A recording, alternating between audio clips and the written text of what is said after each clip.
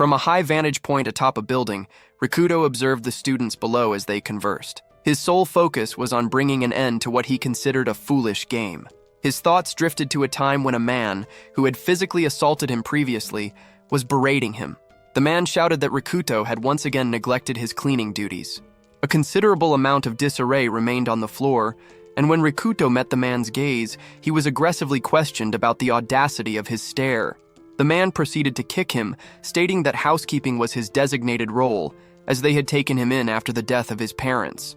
A woman who witnessed the entire event remarked with a smile that such behavior was to be expected, considering the nature of his parents. They were, in fact, dreadful adoptive parents. Upon opening the door to another room, he was confronted by a boy who declared that the situation was Rikuto's fault. The boy then deliberately poured a soda onto the floor, assigning the responsibility for the new mess to Rikuto. He approached the already injured Rikuto and sarcastically asked if he was not being benevolent, continuing to taunt him. When Rikuto later arrived at school, he discovered his desk had been vandalized with various scribbles and adorned with a vase of flowers. Meanwhile, his peers laughed and ridiculed him from a distance. The teacher, upon entering the classroom and seeing the state of the desk, immediately began to scold Rikuto, demanding to know what he had done to it. Subsequently, Rikuto was forcefully pushed against a row of lockers by 3 of his classmates. They hurled insults at him and demanded a daily payment of 2,000 yen. In that moment, Rikuto felt utterly powerless, unable to take any action. He glared at the boys and tightened his fists, but his defiance was met with a kick to the stomach, which was quickly followed by a punch to his face. As the assault persisted, one of the aggressors called him pitiful, accusing him of looking down on them. He was told to get money from his parents if he had none himself. While enduring the beating, Rikuto reflected that the world and everyone in it were contemptible, but he believed himself to be even more so. After the boy ceased hitting him, Rikuto's phone fell onto the ground, catching the bully's attention. As Rikuto reached for his device, the boy forcefully stomped on it. Observing the shattered screen, the bully offered a mock apology, claiming that his foot had slipped. When Rikuto bowed his head in defeat, the aggressor lifted his leg to stomp on the phone again. However, he was stopped by someone who told him to let it go. This individual was Nishi, the star of the Western-style archery team and the recent national tournament champion. The other students were visibly surprised, and the girls seemed captivated by him. One girl commented on how impressive he was, even when intervening on behalf of a loser like Kuragani. Nishi firmly clutched the bully's shoulder. The bully questioned Nishi's intentions, mentally noting the surprising strength in his grip and the resulting pain in his shoulder. From behind, another of the boys retrieved a baseball bat to strike the archer, but Nishi delivered a punch before the bat could be swung. With the assailant on the floor, Nishi remarked that witnessing such scenes in public was disagreeable. He then instructed everyone to disperse. The bully, Takada, and his companions quickly departed, dismissing the situation as nonsensical. Once they were gone, Nishi crouched next to Rikuto and inquired if he was still alive. He urged Rikuto to try and defend himself, explaining that the bullies behaved that way only because Rikuto offered no resistance. He questioned how Rikuto could consider his current state to be truly living. Getting to his feet, Rikuto turned his back to Nishi and asked what he could possibly know about his situation. Nishi, however, was surprised to see Rikuto standing so steadily after such a severe beating, pondering if he had sustained less damage than it appeared. He briefly wondered if Rikuto had managed to evade the attacks at the last moment, but he quickly dismissed the idea, muttering to himself that such a feat was like something from a movie. Returning to the present, Rikuto continued to watch the students from the building's roof as they laughed, played, and socialized. He sat on the ground, his gaze fixed on his broken phone with an expression of sorrow and anguish. Looking toward the sky, he declared that it was all finished. He was weary of enduring the pain and proceeded to climb the safety fence that bordered the rooftop. Once he reached the ledge, he sat down with his arms extended, repeating that he would simply conclude this stupid game. Suddenly, flashes of lightning began to streak across the sky, with circular patterns forming between the electrical discharges. From these circles, streams of binary code shaped like bars started to cascade down toward the city, causing destruction to the buildings below. All around, mobile phones began to produce bizarre sounds, startling their owners and causing the devices to be dropped. Kurigan looked up, wondering how lightning could materialize from a clear sky and trying to comprehend the unfolding events. A sudden noise caught his attention. Looking down at the students, he saw one of them screaming in terror as their phone began to behave erratically.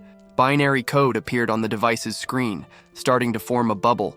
This bubble expanded, growing larger until it solidified into a terrifying shape before the students' eyes. It morphed into a ferocious monster that grinned menacingly. From the mobile phones of all the students, creatures such as dragons, goblins, and other beasts materialized and began to pursue them. Rikuto, positioned safely on the terrace, could hear cries for help and witness the students being assaulted. They were overwhelmed one after another, and the boy could not comprehend what was unfolding. Enigmatic hordes of monsters had abruptly emerged all over the planet. The very fabric of society disintegrated in an instant. It is said that the global population was diminished to less than a tenth of its original size. The source of this cataclysm remained a mystery until a particular group of young people uncovered the truth. Initially, the only known fact was that the monsters had spawned from people's smartphones. In the world that emerged from the chaos, survivors gave that event a name: the Day of Judgment.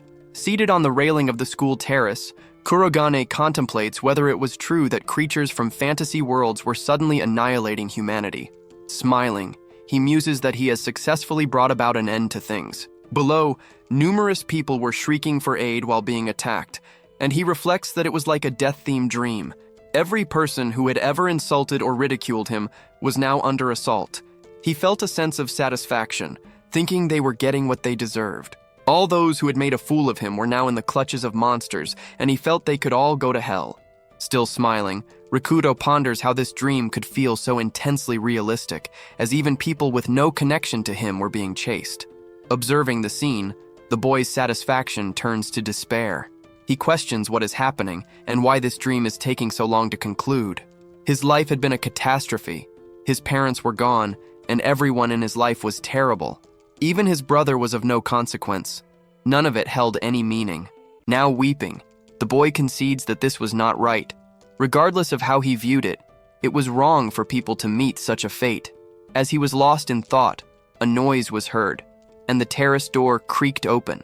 A goblin entered, startling him. It was holding a severed head. Upon seeing this, he understood that this was not a dream. In that instant, he instinctively knew that the situation was entirely, terrifyingly real. The goblin lunged at the boy, intending to strike him with its machete. He reacted by falling backward off the railing and onto the terrace floor just before the blow could land. As he got to his feet, he was gripped by terror. Seeing the head carried by the creature, he believed it was his end.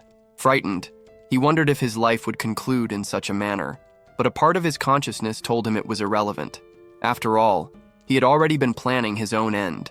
He had wanted to stop this game. Life was garbage, and the world was no different.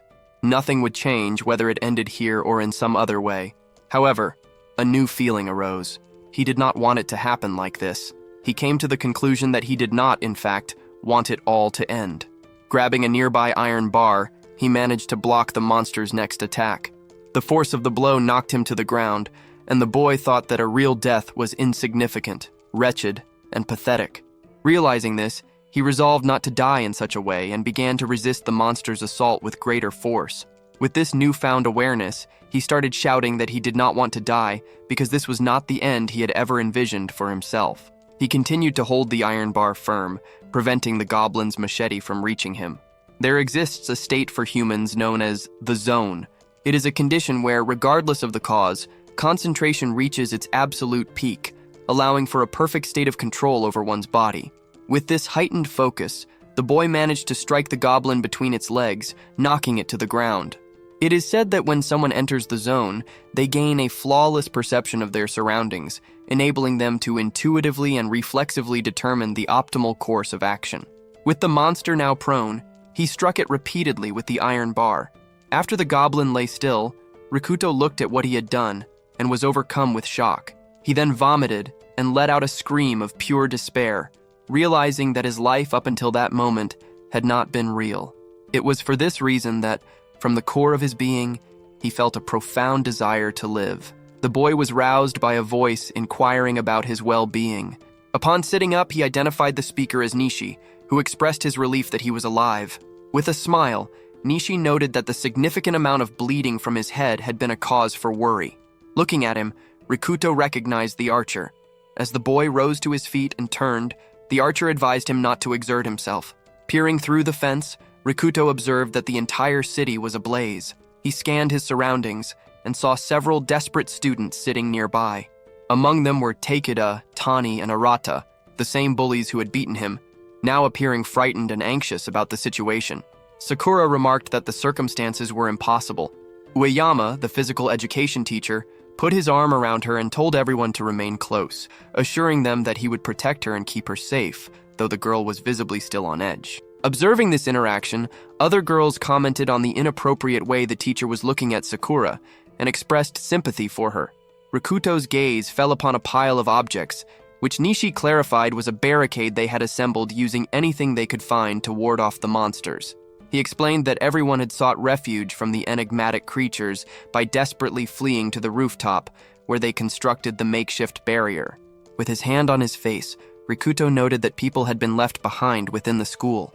From the other side of the barricade, desperate pleas for entry had been heard.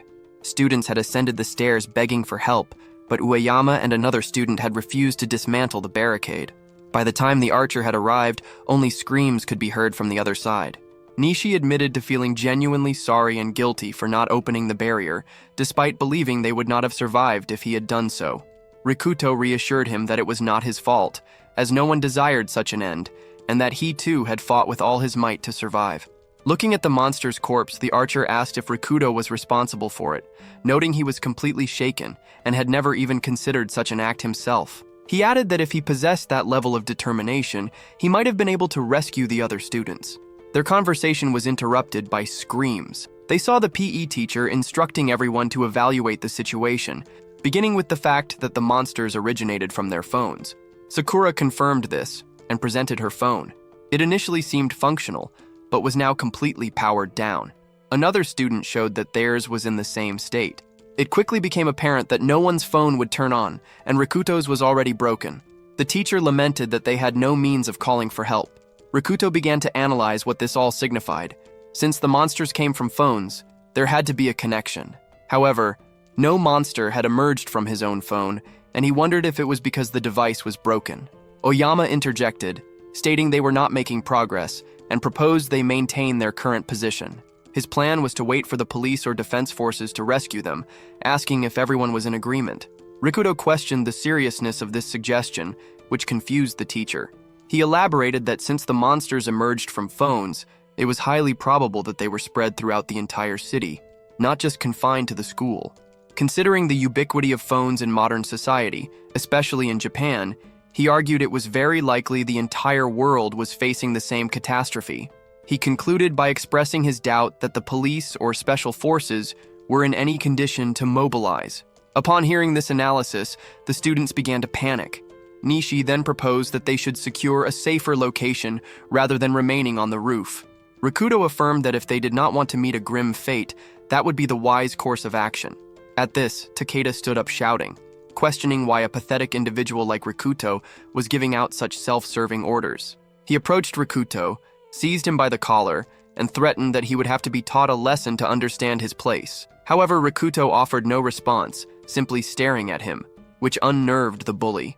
Rikuto wondered what was wrong with the boy to be spouting such nonsense at a time like this. The other students voiced their agreement with Takeda and began to insult Rikuto. Nishi and Sakura attempted to de-escalate the situation. Takeda asked Rikuto if fear had stolen his voice, but Rikuto's only thought was how the bully resembled a chihuahua when compared to the monster lying dead on the ground. Continuing his attempt to provoke him, Takeda made a demand of Rikuto, who retorted that he should cease bothering him with trivial matters because it was becoming an annoyance. This response left everyone present stunned. Cursing, Takeda swung a fist at him.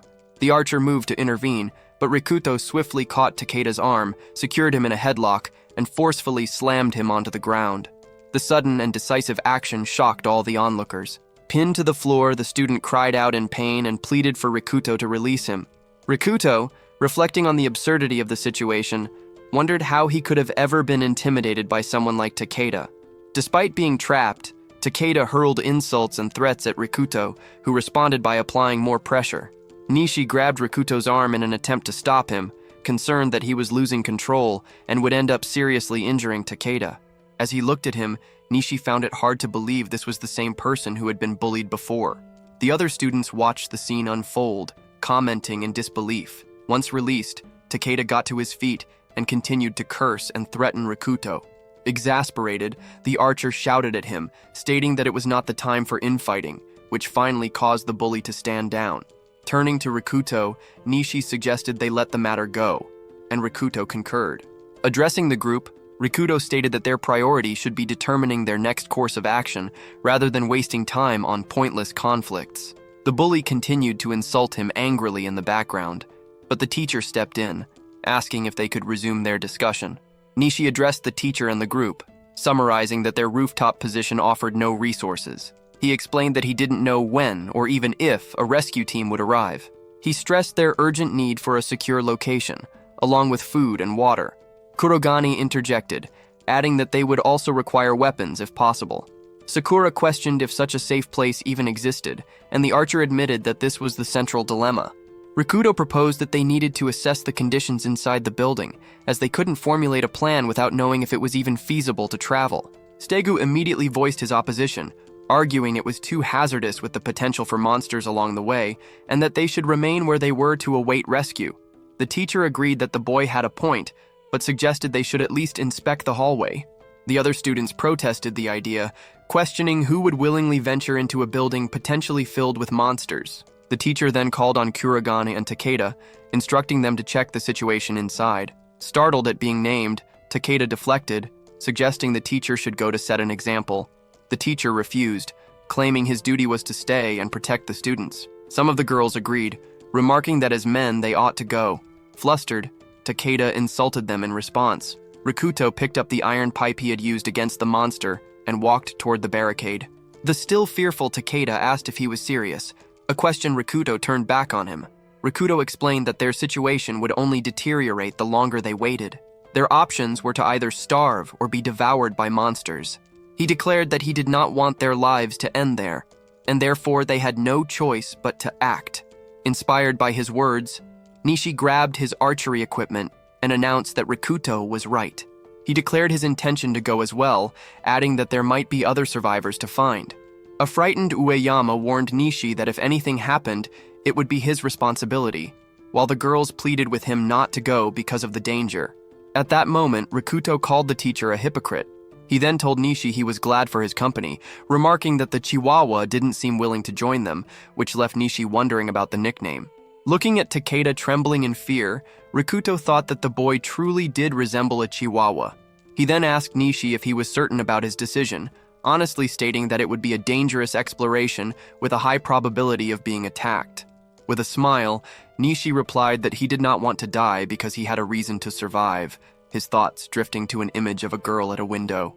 Recalling his own earlier resolve, Rikuto told his new ally that he seemed dependable, to which Nishi replied that Rikuto must have a similar reason for wanting to live. With some awkwardness, he pointed out that he didn't even know Rikuto's name yet. After introducing themselves to each other and sharing a few jokes, they navigated past the barricade and entered the building. Kurogane and Nishi proceeded down a hallway littered with bodies. The archer remarked that the entire situation felt like a terrible dream, to which his friend replied that it was simply their new reality. Nishi acknowledged this, but expressed confusion about the absence of monsters, adding that while he wasn't complaining, it felt anticlimactic. His companion suggested that they might have departed the school and moved into the city. When Rikuto asked for a reason, he theorized that since the school was already closed, it offered limited prey for the creatures, prompting them to seek a more populated area. The archer conceded that this grim assessment might be accurate. In the middle of their conversation, he noticed something and interrupted his friend who was about to speak again. Both of them heard a distinct slapping sound originating from a distant corridor and cautiously approached the edge to investigate. Nishi peered around the corner and spotted a lone goblin in the hallway. He exchanged a look with his friend, and they silently agreed that they could handle a single target. Nishi then drew his bow and readied his equipment. Maintaining his distance, he took a moment to focus before releasing a precise shot. The arrow struck the goblin from behind, piercing through its chest. However, due to its high resilience, the monster was not felled by the single arrow. It turned, spotted the archer, and let out a ferocious scream as it charged. The archer tensed up, unable to notch another arrow before the goblin closed the distance with incredible speed. Kurogane intercepted the creature's charge, striking it squarely on the head with his pipe and sending it staggering away. The goblin, nearly disabled, tried to regain its footing, but Rikuto appeared before it and delivered a series of decisive blows, finishing it off. Nishi approached the body, commenting that his friend was as brutal as he had expected. He asked the archer if there were any signs of other monsters, and Nishi confirmed that the immediate area was clear and that their plan had succeeded. Amid his thoughts, Rikuto commented on the existence of monsters against which humans would be powerless, recalling the dragons he had witnessed earlier. A confused Nishi asked what he was referring to, remarking that all the creatures, no matter how he looked at them, seemed to be typical of those found in video games. He added that the monster they had just killed bore a strong resemblance to a goblin. Kurogane mentioned that he felt as though he had seen these monsters somewhere before. Growing more nervous, his companion began to tremble, struck by the realization that if the monster had landed a blow, he would have actually died. Filled with a new resolve, he clenched his fist, stating that in this real-life scenario, they were genuinely putting their lives at risk. The other agreed, adding that unlike a game, they possessed no leveling system, cheat codes, or magic. They were merely ordinary humans. The archer observed that Rikuto was clearly not a novice, and inquired if he had received any weapon training or had a mentor. The question sent Rikuto into a reverie, recalling a time he had defeated his brother in a one-on-one fight. He answered the archer that he had never undergone any formal training. Nishi then questioned why, despite possessing such skills, he had allowed himself to be bullied. Kurogane responded that he didn't have a clear answer. The pair continued their advance, discovering a room engulfed in flames with several bodies on the floor, but they pressed onward. The archer noted the eerie silence, concluding that the monster they had defeated was likely the only one on the 6th floor. Rikuto explained that since most of the rooms on that level were for training, there wouldn't have been many people present, but he warned that there could be more monsters on the floors below. As they reached the stairs to descend, Rikuto paused, stating that he wanted to clarify their objectives. Kurogane reiterated that their primary goal was to assess the situation. Nishi elaborated, saying they needed to determine how many people were left in the school and identify potential escape routes. The archer emphasized the need for as much information as possible to inform their next steps. His companion added that the most crucial objective was to return alive with that information. He stated that if they found themselves in danger, either of them was free to leave the other behind to ensure their own survival. Attempting to lighten the tense atmosphere, Rikuto explained that they were in an emergency, and no one should harbor resentment over such a decision. He began to joke that his companion was trying to act tough, but his words were cut short by a cry for help from the floor below. Rikuto froze momentarily before bolting down the stairs. His companion remarked to himself that he now knew exactly what kind of person Rikuto was, someone who would never be capable of abandoning others. On the lower floor, a monster was patrolling. It was larger than a goblin, had horns, and wielded a large iron club. Concealed within a cabinet, Tachibana Kotone strives for silence. Through a narrow opening, however, she witnesses a scene that fills her with horror. Goblins are tearing the clothes off her classmates who are crying out for aid. She feels an urge to help them but is paralyzed by the knowledge that she is powerless. One of her classmates pleads with a goblin to desist, but the creature enters a frenzy and assaults her. Tachibana shuts her eyes and covers her ears, succumbing to a complete panic at the events unfolding before her. She mentally apologizes for her pattern of inaction and for consistently running away from her problems. Her mind retreats into memory, replaying a scene of her standing in a crowd, observing Rikuto as he was beaten by the class bullies. She recalls the thought that she ought to intervene to stop their violent actions. Trembling, she made an attempt to ask them to stop, but the blonde-haired bully delivered a kick to Rikuto's face, and her thoughts turned to apologies once more. She felt Seiku place a hand on her shoulder and call her name. He asked her what was happening and reminded her that class was about to begin. Barely able to react, she was quickly guided away by him as he insisted they should go, leaving Rikuto behind on the ground. Tachibana regains consciousness back in the cabinet, understanding that the immense stress of what she had witnessed caused her to faint. A wave of panic washes over her as she questions what became of everyone and how much time had passed. Amidst her flood of questions, she attempts to retrieve her phone from her pocket, but in her nervous state, it slips from her grasp and clatters loudly on the floor. She becomes extremely tense, noticing that the surrounding sounds briefly intensify before an abrupt silence falls. Overcome with anxiety, she realizes she can no longer hear anything and wonders if her presence has been detected. Her fears are confirmed when two goblins wrench open the cabinet door. As the door swings wide, the young woman sees the room filled with the bodies of her classmates, her friend Misaki among them. A goblin seizes her by the hair and yanks her from her hiding spot. The creature then begins to tear at her clothes while she screams for help. Suddenly, another different monster appears and fells the goblin with a single blow, leaving the girl terrified. The other goblins in the room converge on this new creature, but it dismantles them all with a single sweeping strike. The girl, in a state of utter shock, unleashes a desperate scream for someone to save her. In another part of the building, the two young men hear the cry and immediately start running in its direction.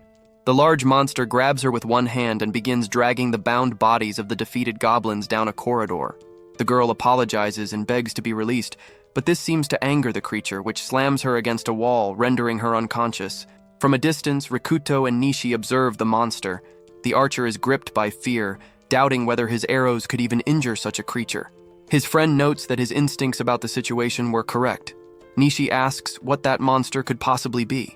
Rikuto poses a question in return, asking if Nishi hadn't found it strange that there were so few monsters on the previous floor. He continues, explaining that this new monster was the reason for their scarcity. The archer then realizes that the goblins were being hunted by a predator that stood above them in the food chain. He comments that this monster is far stronger and more territorial, and that they have no chance of defeating it by themselves. Lost in thought, the archer's concern for the captured girl grows. He is startled to see Kurogane rise to his feet, nearly compromising their hiding spot as he starts to move toward the monster. The archer demands to know what he is doing. Rikuto replies that he intends to save the girl because she is still alive. Nishi questions if he is seeking death, arguing that even if they tried, they could not defeat the creature alone. He presses Rikuto about his motivations, asking if he is acting out of a need for self-satisfaction or a misguided sense of justice, putting his life at risk without thinking clearly. Rikuto reminds Nishi of his earlier question about whether he felt alive, revealing that he truly did want to. He explains that facing death at the hands of the first goblin had ignited a profound desire to live from the depths of his heart, and he had vowed to never let himself fall into despair again. He then declares his intention to save the girl simply because it is what he wants to do. Being able to think and act on such a conviction, he asserts, is the very proof that he is alive. Nishi called his friend's idea insane, questioning if a foolish death while confronting the monster was what he considered to be living. Kurogane responded that Nishi was not obligated to join him, as it was his own personal matter. An image of his brother surfaced in his memory, recalling Serato labeling him as incompetent, pointing out his lack of money, family, or friends, and concluding that he was effectively dead and ought to behave as such. Rikuto expressed pity for his brother, but vowed that he would never again be a dead person, even if the effort destroyed him. The archer interrupted him, placing a hand on his shoulder. He revealed that he has a sister, who is not related by blood, studying at another school. When asked why he was suddenly sharing this, the archer explained that he also did not want to die there, as she would be left all alone. Nishi continued, stating that abandoning the captured girl and fleeing would be shameful. He reasoned that if his sister were in a similar situation, he would have to help her. This led him to question his own ability to fight and protect his sister, admitting that it would torment him if he were to fabricate an excuse and simply run away. For this reason, he declared, he would help Kurogane take down the monster so they could save the girl together. Kurogane pointed out that they were both about to do something foolish for their own selfish reasons and asked if he was comfortable with that. Rikuto laughed, remarking that the archer must also have something wrong with him. Embarrassed, the archer replied that a man must maintain his pride. Having reached an agreement, they began to strategize. Nishi asked his friend for his plan, noting that a direct head-on assault would be far too risky. Kurogane revealed that he had an idea if the other was willing to fight, and with that, the two began to coordinate. The girl regained consciousness to a horrific sight. She was bound to a large wooden plank alongside several goblins, which the monster was roasting like skewers. The creature, in the middle of its meal, noticed she was awake. Overcome with terror, she let out a piercing scream, which served as the signal for the two young men to spring into action and set their plan in motion. As he ran, the archer remarked that after hearing Rikuto's plan, he was certain the young man was completely unhinged. In her despair, the girl began to believe she would not survive and would be devoured by the monster after being burned in the fire it had built. Crying, she expressed her desire not to die. The monster, noticing her movement again, approached her. It knocked her down and picked up the wooden plank to which she was tied, carrying her toward the flames. As she neared the fire, she panicked. However, both she and the monster noticed Kurogane standing in the doorway, who instructed her to close her eyes. The monster dropped the plank and gripped its club. As it advanced on the boy, Kurogane produced a fire extinguisher and sprayed its contents directly into the monster's face, temporarily blinding it. While the creature was disoriented, Rikuto ran to Takabana and began working to untie her. She called out his name, but he stated that he did not know her and was simply helping. In her thoughts, the girl reflected that it was natural he wouldn't remember her and saw no reason why he would. Realizing his knife was not cutting through the ropes, Kurogane switched to Plan B and struck a pipe against the floor, signaling Nishi. The archer understood the signal and, with some disbelief, prepared to execute his friend's audacious plan. Approaching Rikuto, Nishi admitted he was not confident, but would give it his best shot, asking not to be held responsible if he missed. The monster, recovering its vision, saw Kurogane kneeling before the girl. Enraged, it let out a roar so powerful it shattered all the windows in the room. Rikuto raised his pipe as the furious monster lifted its iron club for a devastating strike. He knew that a single misstep would mean the end. Observing the attack's pattern, he employed a technique called Kiriatoshi to parry and redirect the monster's blow to the side, successfully blocking it. A mix of surprise and relief washed over him. He reflected that a significant amount of time had passed since he had last used the technique, but his muscle memory had fortunately remained intact. As Rikuto stood his ground, holding the metal bar against the demon-like creature, his opponent quickly tried to strike again, attempting to catch him off guard. Yet, Rikuto managed to defend himself, this time slightly altering the attack's vector instead of meeting its full force head-on. The intense battle between them raged on. Rikuto employed a strategy focused on minimizing the impact from the creature's blows, while countering with the least amount of force necessary. He executed this by targeting the monster's feet. This approach was a technique rooted in modern kendo. The protagonist's thoughts turned to his father, acknowledging that the skills instilled in him as a child had never been forgotten. In a silent moment, Rikuto expressed his gratitude for those teachings. A girl watching the boys fight with the monster found his performance incredible.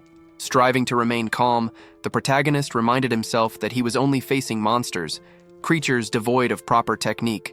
Angered, the demon appeared to ready another assault. Without delay, it swung a heavy blow toward the boy. Rikuto defended himself to the best of his ability, relying on his training. Intent on crushing him, the monster continued its ferocious attacks. Using his skills, the protagonist landed a precise strike on the opponent's wrist, reflecting that his adversary relied solely on brute force to wield its weapon. The two continued their clash, their anger toward each other mounting. Once more, the demon attempted an attack with its spiked club. To Rikuto, the monster's movements seemed wide and predictable. With great skill, the boy managed to land a blow on the monster's head, though he admitted to himself that such a strike would have been far easier against a human opponent. The monster shrieked in pain and seemed to weaken. The girl observing the scene was amazed that the boy could defend against every attack, thinking him to be incredible. Showing signs of fatigue, the boy still refused to yield. He internally noted that even though he was successfully defending, the impacts were taking a severe toll on his body. He knew he could not sustain the fight for much longer, as his strength began to fade. The monster refocused its attention, and the boy realized that despite his best efforts, his attacks were not having a lasting effect. Shifting to a defensive retreat, he reflexively dodged the incoming blows. Studying the giant creature, Rikuto concluded that a frontal assault was impossible. He resolved to move quickly and attempt one final decisive strike. From a distance, he called out to the demon to capture its attention. Once again, smoke started to emanate from the monster's ears, a clear sign it was preparing to attack. The creature's attention shifted back to the girl bound to the wooden plank on the floor. It then seized the entire plank, hoisting it to use as a grotesque weapon and advancing as the terrified girl screamed. Rikuto knew he was now in grave danger. The demon brutally attacked with the massive wooden log. Outside the building, the sounds of the struggle could be heard as objects in the environment were shattered. The protagonist tried to flee as the monster swung wildly with the girl tied to the plank. Rikuto's speed allowed him to escape the initial swings, as the demon roared in frustration. For a moment, the girl felt a pang of despair, feeling as though she had been abandoned. This feeling triggered a memory from her childhood. The scene shifted to a playground where two boys were bullying her younger self as she cried in a corner. A figure then appeared to defend her, a young Rikuno who demanded to know why they were tormenting the little girl. Back in the present, the girl reflected that the protagonist had always been that way, risking everything for others. Tears streamed down her face as she remained tied to the wooden log. A boy observing from the sidelines stated his intention to jump in and assist with the fight. He saw Rikuto defending himself against the monster and thought the young man was amazing for managing it, but he also believed Rikuto was reaching his physical limit. Walking toward the battle, the boy urged the protagonist to hold on and lure the demon about 10 more meters. His pace quickened as he hurried to the scene. Arriving at the location, his expression grew dark as he declared that this was where he would end the story without fail. The protagonist kept running, drawing the monster after him. At a critical moment, Rikuto turned back and attempted to strike the opponent with his iron bar. Completely exhausted, he channeled all his remaining strength into the swing, but his grip failed at the last second. The monster seized the opening and landed a direct, powerful blow, sending Rikuto flying through the air. The boy was gravely injured and lay motionless on the ground, much to the despair of the girl who witnessed it all. Nearby, the boy who had come to help also saw what had happened. Everyone shouted Rikuto's name. He lay on the ground, unable to move. Observing the scene, the boy with the arrows assessed the situation as dire. Nishi recalled his friend's instructions. He had to aim for a single, specific point and could not afford to miss, as this would be his only opportunity. If he failed, the boy would certainly die. As he watched, Nishi remained uncertain if he could make the shot. He mentally reviewed the 3 conditions for hitting the target, concluding that the angle, distance, and other factors necessary for a perfect shot were not ideal. However, Nishi knew he was running out of time and could be discovered at any moment. He wished fervently that the monster would move slightly closer and turn to present a better angle. The doubt lingered that waiting too long might cost him the chance entirely. However, his racing thoughts were interrupted. Rikuto, despite his injuries, shouted from the ground, instructing him not to take the shot yet. This left Nishi even more confused and struggling to understand. His friend then loudly explained that he needed to lure the monster a few meters closer and requested that he wait, pushing himself back to his feet. Face to face with the demon once more, the protagonist's movements were watched by the hidden archer. Tied to the wooden plank, the girl cried and called out Rikuto's name. Unfazed, the monster advanced on him again. Exhausted, Rikuto coughed and began to stoop, then suddenly dropped to his knees. The demon, believing its moment had come, began to shoot lightning from its eyes as the protagonist watched. He forced himself from the ground again, placing the iron bar before him defensively. Even so, he felt his legs were weak and wondered if he could manage to lead the creature just a few more meters. Furious, the opponent growled and roared as the clash between them continued relentlessly. Nishi was startled by the intensity of the roar. The girl tied to the log pleaded with Rikuto to run, warning that the monster would kill him, but he told her not to worry. With a determined expression, the protagonist stared down the demon again. In her desperation, the girl questioned his actions, declaring that she was unworthy of being rescued by him. She admitted to having abandoned him all this time, and therefore did not deserve his help. This painful admission triggered a memory, and the scene shifted to the school building. Rikuto was being beaten by a group of boys while the girl watched. Mustering her courage, she considered helping her friend. Without further thought, she rushed toward the group and told them to leave the protagonist alone. Suddenly, someone touched her shoulder and called her name. A boy named Stato appeared and began speaking to Kotone, advising her against getting involved in such matters and warning that she could be harmed. He continued, telling her that all she needed to do was be a good person and follow his instructions, all while Rikuto continued to endure the beating. Under this manipulation, Kotone agreed to do as the boy suggested. At the end of the flashback, Kotone repeated to herself that she had always been a coward, never able to help her friend. She lamented that she was tired of simply standing by and watching, feeling powerless to do anything. The demon tried to attack again, its growls and roars growing louder and more intense. Overwhelmed by rage, the monster showed signs of preparing for another charge. As it rushed at the boy, Rikuto noticed that the club wielded by the monster had lost its momentum. Seeing an opening, the protagonist seized the moment to strike, but his attack was intercepted by the demon's weapon. Once again, the boy was sent flying and sustained further injury. Rikuto fell hard to the ground. Kotoni was also thrown while still tied to the wooden plank, crashing painfully onto the floor in despair. Seeing Rikuto lying on the ground, the red monster quickly moved toward him. Distressed, the girl begged her friend to run, but he was unresponsive. Lacking any remaining strength, the protagonist acknowledged that there was nothing more he could do. The demon loomed over the downed boy and raised its club to deliver the final blow. In a low voice, Rikuto signaled to Nishi that the target was now at the perfect distance. Even before the words fully reached him, Nishi was already in position, bow drawn. He quickly reassessed the distance and angle, confidently declaring to himself that he could not miss such an ideal shot. At that moment, the surprised monster noticed the archer's presence and shifted its attention away from the protagonist. The young archer readied himself for the attack. Acting with swift precision, he released the arrow, which flew true and struck the demon directly in its eye.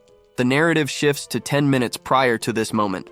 Rikuto was shown handing a syringe to Nishi with instructions for its use.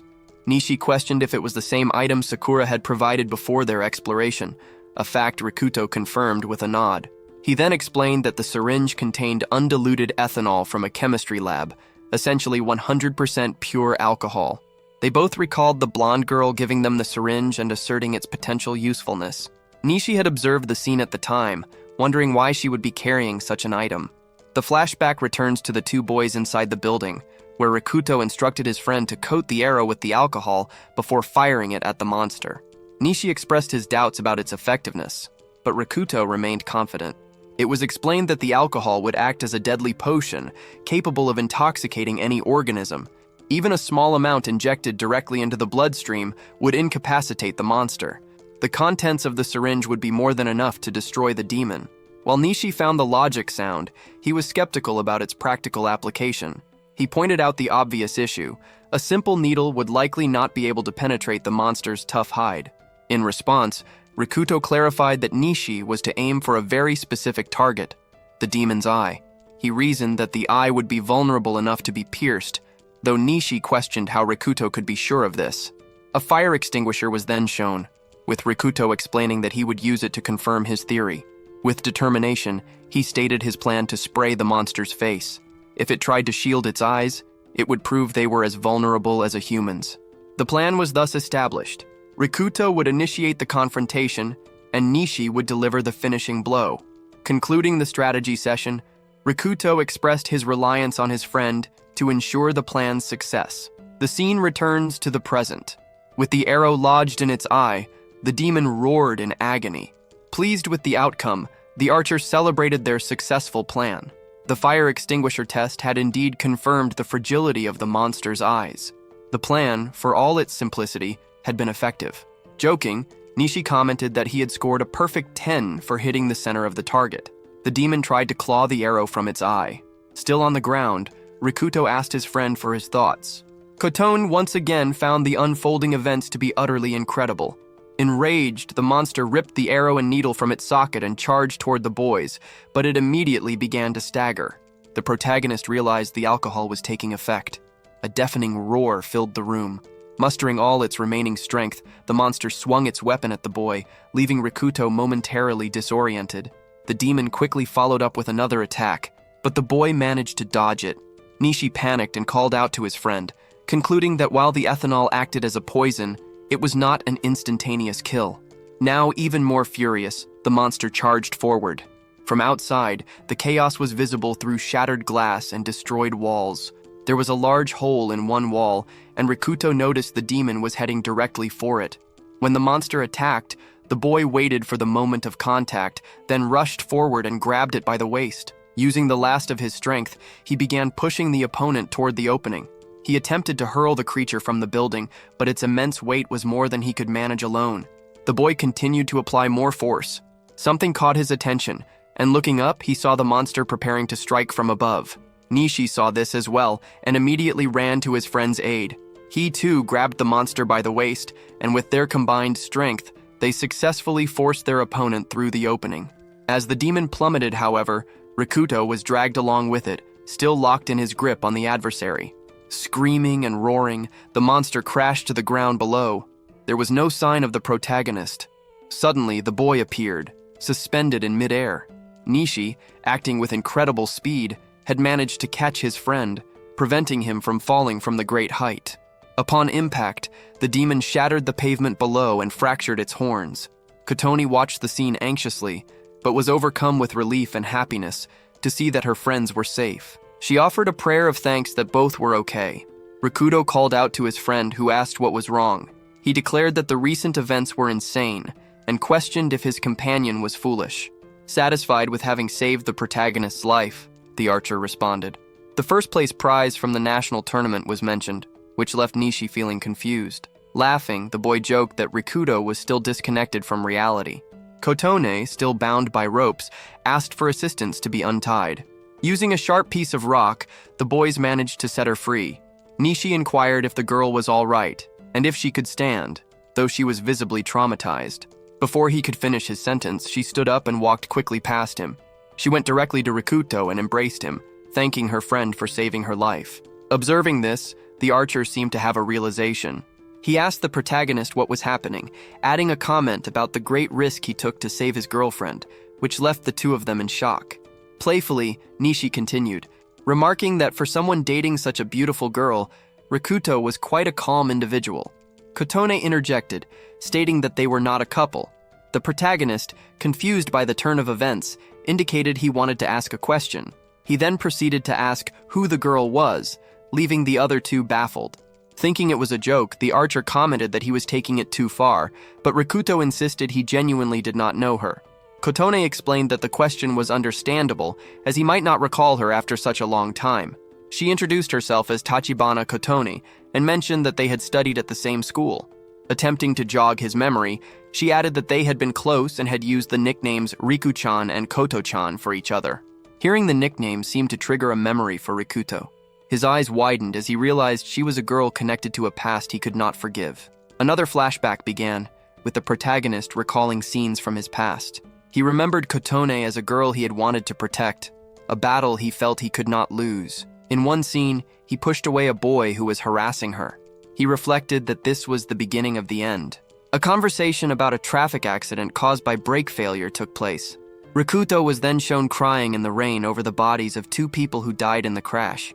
He felt that a part of him had been lost in that moment. Nearby, the boy who had been with Kotone was seen holding a piece that may have belonged to the car.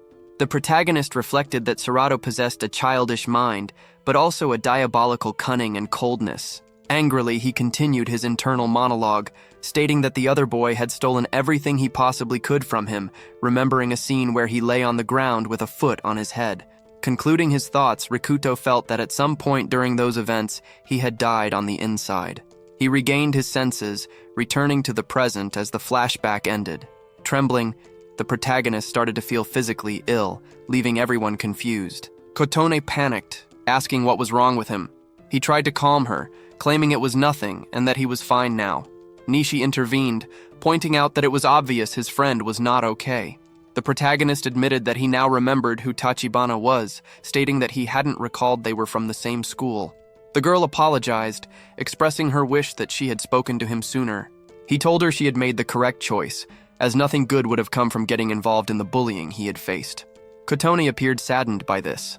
Nishi approached and noted that the sun would be setting soon, and they couldn't afford to waste time. He asked the girl if she would be joining them, and she affirmed. He acknowledged that she was going through a difficult time, but told her she needed to understand their situation. Following this, the trio began to move through the school.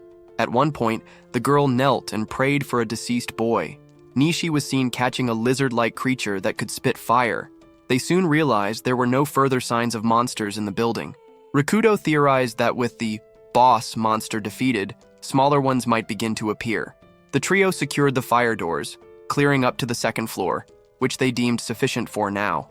Their next objective was to return to the rooftop where the others were waiting. Upon their arrival, they found 4 survivors.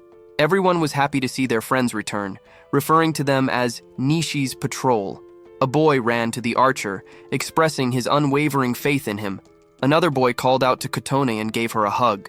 It was Seiju-kun who expressed his immense relief that she was alive. In response, she called out Rikuto's name. Nishi observed this exchange, sensing that something peculiar was taking place. He asked if the boy was an acquaintance of the girl. The boy quickly introduced himself as Seiju Shinjiru, clarifying that he was Kotone's boyfriend. Sakura was intrigued upon hearing this information. Kotone became embarrassed, but her boyfriend reassured her that there was no reason to feel that way, mentioning that their parents had already approved of their relationship. He added that he was proud of everyone for having survived. He then thanked Nishi for saving the girl, but the archer redirected the praise, stating that the one who truly deserved gratitude was Rikuto. It was explained that the protagonist was the individual who had actually saved her. Amazed by this revelation, Sakura asked if it was really true. The conversation among the group continued on the rooftop. A boy named Stinger remarked on Nishi's earlier claim that Rikuto had easily defeated Takeda and questioned if this was indeed the same person. Rikuto replied that he should be referred to as Kuraga. A brief flashback showed the protagonist being held by the collar and mocked by his bullies. Kotone's boyfriend then thanked the protagonist, commenting that the girl had caused him a great deal of trouble. Rikuto dismissed this, saying it was not a problem. Seiju assured him that everything would be fine, and that he would take on the responsibility of protecting her from that point forward, asking Rikuto to leave Kotone in his care. Taking Kotone aside, her boyfriend suggested she should rest, noting her obvious exhaustion, but she insisted that she had something she needed to say to Rikuto. The protagonist and Nishi were left confused by this, while Sakura remained astonished by everything she had witnessed. The archer then thanked Sakura, explaining that the alcohol she had provided had saved their lives. She began to offer a scientific explanation of the monster's bodily composition, from its oxygen molecules to its circulatory system, and detailed how the alcohol had been effective. Nishi asked why she happened to have a syringe filled with ethanol, and she paused, trying to formulate an answer. Before she could respond, Oyama-sensei interrupted, requesting that Rikuto explain the entire situation. After the explanation, the group reached a consensus that their circumstances were unfavorable. The archer reported that they had found no other survivors besides Tachibana, which was not a good sign. The news saddened the remaining students. It was determined that the lower floors of the building were secure, as the fire doors had been closed, providing them with decent places to sleep. Nishi declared that under these conditions they could endure for a while longer. The teacher then took command, ordering everyone to gather supplies and establish a secure base. 2 boys were heard mocking him, calling him an idiot. The students began the process of establishing a new base. With mutual cooperation, everyone started to organize a living space, with each person contributing in any way they could. Rikuto was seen undertaking the grim task of carrying the bodies of the deceased by himself. A girl named Kotabun remarked on how awful it was of Oyama to make Rikuto handle such a task alone. The protagonist replied that someone had to do it, and that the bodies needed to be removed from their living area before they began to decompose. The girl asked what he planned to do after gathering all the bodies, and he admitted that burying them all would be a difficult undertaking. Rikuto decided to move the bodies to the rooftop, hoping another solution for their removal would present itself. Tachibana agreed with his decision. Frustrated, Rikuto continued carrying the body bags, reflecting on the strangeness of the situation. One of the bodies he carried belonged to a boy who had frequently bullied him in class. Lost in thought, he entertained the dark idea that all the bullies and even the neglectful teachers deserved to die, imagining that if they were all gone, he could finally laugh. At that moment, Kotone's voice interrupted his thoughts. He concluded that he wouldn't be able to laugh even then, which was the worst feeling of all. Rikuto added that he had been unable to laugh since the traumatic events began, wondering if it was some form of divine punishment. Tachibana told him that he was a hero and always had been, both in the present and in the past. The word hero surprised the protagonist. The girl then offered to help him with the bodies. He questioned if she was sure, given that it was a shocking sight for a girl to witness, but she insisted it was okay. She felt it was something she should not turn away from, and the boy accepted her help. As the two continued on their way, someone called out to Kurogane. When he turned, the person lunged at him, initiating a physical struggle that frightened Tachibana. It was the girl's furious boyfriend, who demanded to know what the protagonist was doing with her. Angrily, he grabbed the girl by the arm, stating that Rikuto did not need her help to perform such a disgusting task. Rikuto lay on the ground, watching the scene unfold, completely unable to understand what was happening.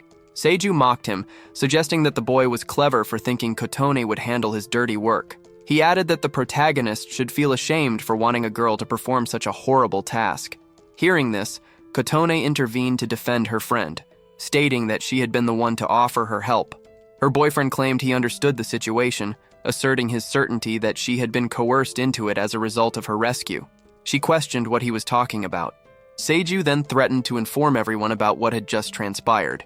The protagonist, though still confused by the situation, remained silent. Kotone again tried to defend the boy, asking why her boyfriend would do something so terrible to her friend, but he sternly told her to be quiet. Rikuto stated that he was indifferent and that the boy could do as he pleased. Realizing he could not provoke a reaction from the protagonist, the girl's boyfriend laughed nervously.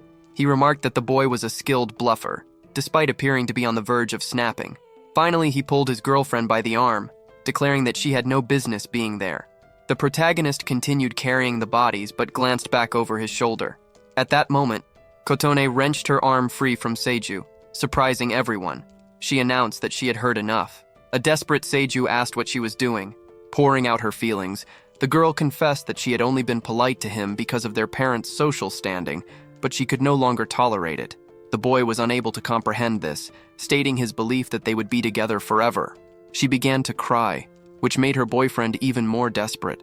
Rikuto stepped in, asking them to conduct their argument elsewhere as they were disrupting his work, but he was told to shut up.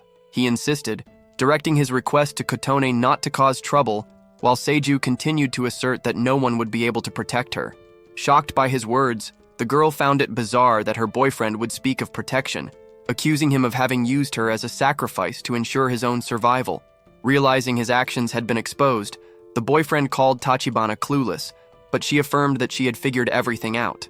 A flashback revealed the moment the monsters attacked, and everyone fled. The couple had been in a school hallway.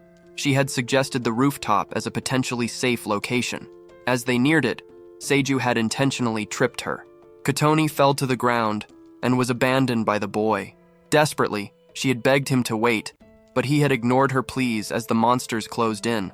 Terrified, she had spotted a nearby locker and, not wanting to die, had hidden inside. With the entire story revealed, Seiju became enraged. He called her account a lie, expressing disbelief that she would say such a thing. Tachibana remained firm, stating there was no possibility she was mistaken about what occurred. She concluded by declaring that she could no longer trust the person she had once called her boyfriend, adding that she had always felt they should never have been together. Furiously, the girl demanded to be forgotten by her ex, stating her wish to never see him again for the rest of her life. After hearing everything, Seiju asked Kotone if she harbored any feelings for Rikuto. He then burst into laughter, leaving her confused and worried. Irritated, he ordered her to be quiet. He then attempted to punch her, declaring that she should only do as he commanded. Before the punch could land, Rikuto intervened, grabbing the boy's hand. Once again, he calmly requested that they both allow him to work in peace. He patiently released Seiju's hand. Seiju then remarked that Rikuto had always possessed a different aura, despite his constant association with hooligans who looked like death. Finally, Kotone's ex-boyfriend asked why everyone who used to bully Rikuto had ended up dead. Tachibana interjected, telling him he was going too far. In response, Seiju merely scoffed. Rikuto then stated that he wanted to ask the boy a question. He directly inquired about the purpose of the slander campaign, adding that he did not care, as it would do nothing to make Seiju any more important. Angrily, Seiju called him a dark person and questioned how he dared to lecture a model student. Seiju attempted to start a fight, and while Kotone tried to step in, she was told to stay out of it. Losing control, the ex-boyfriend declared that someone like Rikuto should leave for the benefit of everyone. The protagonist remained entirely unfazed. Seiju continued his provocations, stating that Kurogane was not special just because he had fought a monster. Rikuto noted that Seiju was approaching with karate strikes, which likely indicated a high rank in the martial art. Aware of the other boy's intent, Rikuto thanked him, but declared that he would not engage in a fight. He was called a coward, but responded that he did not care. Kurogane asserted that whether Seiju liked it or not, he considered himself a friend of Tachibana's, and for that reason, he would not harm him. Seiju completely lost his temper at this refusal and still attempted to initiate a fight, yelling in irritation that Rikuto did not know when to be quiet. With years of dojo training, Rikuto knew he could defend himself. He easily dodged the first punch. A subsequent kick aimed at him also missed its mark. Seiju came to the realization that after facing a giant monster, nothing could intimidate Kurogane anymore, acknowledging the protagonist's immense mental fortitude. After another attempted strike, Rikuto sidestepped, causing the ex-boyfriend to fall hard onto one of the body bags. He was shocked to see a corpse through a tear in the bag. Mockingly, Kurogane asked if the boy intended to help him carry the bodies. Now, even angrier, Seiju grabbed a piece of wood as a weapon. At that moment, everyone heard a noise. Looking around, they saw Nishi observing them. The archer asked what was happening. Rikuto claimed it was nothing, but his friend clearly disagreed. The tension between the boys remained palpable. Nishi, understanding the situation, became suspicious and asked Tachibana if she was okay with what was transpiring. Seiju finally gave up, stating that everything was fine before leaving the area. He walked past the archer with an irritated expression. Nishi reflected that Seiju excelled in both his studies and in sports, noting his obsession with Kotone and hoping he would not cause a fight over her. Rikuto asked why his friend was there, and Nishi replied that his own task had settled down, so he had come to help. He apologized for leaving all the work to Rikuto, but the latter dismissed it as nothing. The two then exchanged a fist bump, and Tachibana felt a sense of happiness witnessing the friendship between them. They decided to take the bodies to the rooftop and reconvene later to discuss their next steps. Some time passed, and night fell. Everyone gathered in the makeshift shelter, where the teacher observed his students. A box of supplies was deemed sufficient for them to remain there for a while. The students generally found Oyama to be annoying. Nishi mentioned he was not hungry, while Rikuto, in contrast, was enjoying a variety of food. He warned his friends that if they did not eat, they would die. The archer agreed, but stated he could not bring himself to eat at that moment. A scream was suddenly heard, confusing everyone. It was Sakura, who was looking at her phone and wondering why it would not work. Nishi approached her to ask what was wrong. He noticed she had a phone charger, and the girl explained that she had found it and wanted to charge her phone but was unable to. The boy pondered this, suggesting it might have already been used, but Sakura insisted it was new, as it had still been in its packaging. They concluded that the phones from which the monsters had emerged should be collected. Sakura felt sad, as she had hoped to get online and find information, lamenting the lack of internet access. Kotone questioned if the internet would even function without power. The blonde girl replied that it would, explaining that they were in a model city for development that did not require external electricity to function. Nishi admitted he did not understand any of it, but expressed a desire to learn more. Sakura then theorized that if she had a phone, a monster would not emerge from it. One of the other boys presented her with a device. It was Kurogane, who asked if it was a smartphone that did not produce monsters. He explained that his own had been broken before the incident, so nothing had come out of it. Nishi speculated that this might be because the phone was broken. Kotone noted that the device was the same model as hers. Their friend observed this, remarking that it was a very old model they used to have. As the conversation continued, Sakura wondered if the phone could be repaired. Kujo began to consider ways to fix the device, stating that she was starting to see a glimmer of hope. Still at the school, Nishi warned everyone that at their current pace, the situation would only worsen, and the food they had found would only last for 3 days. Rikuto added that their supply of weapons was limited and that his steel pipe was still superior to their available armament. The brown-haired boy continued, summarizing that they were all in significant trouble. However, he emphasized that there was still hope.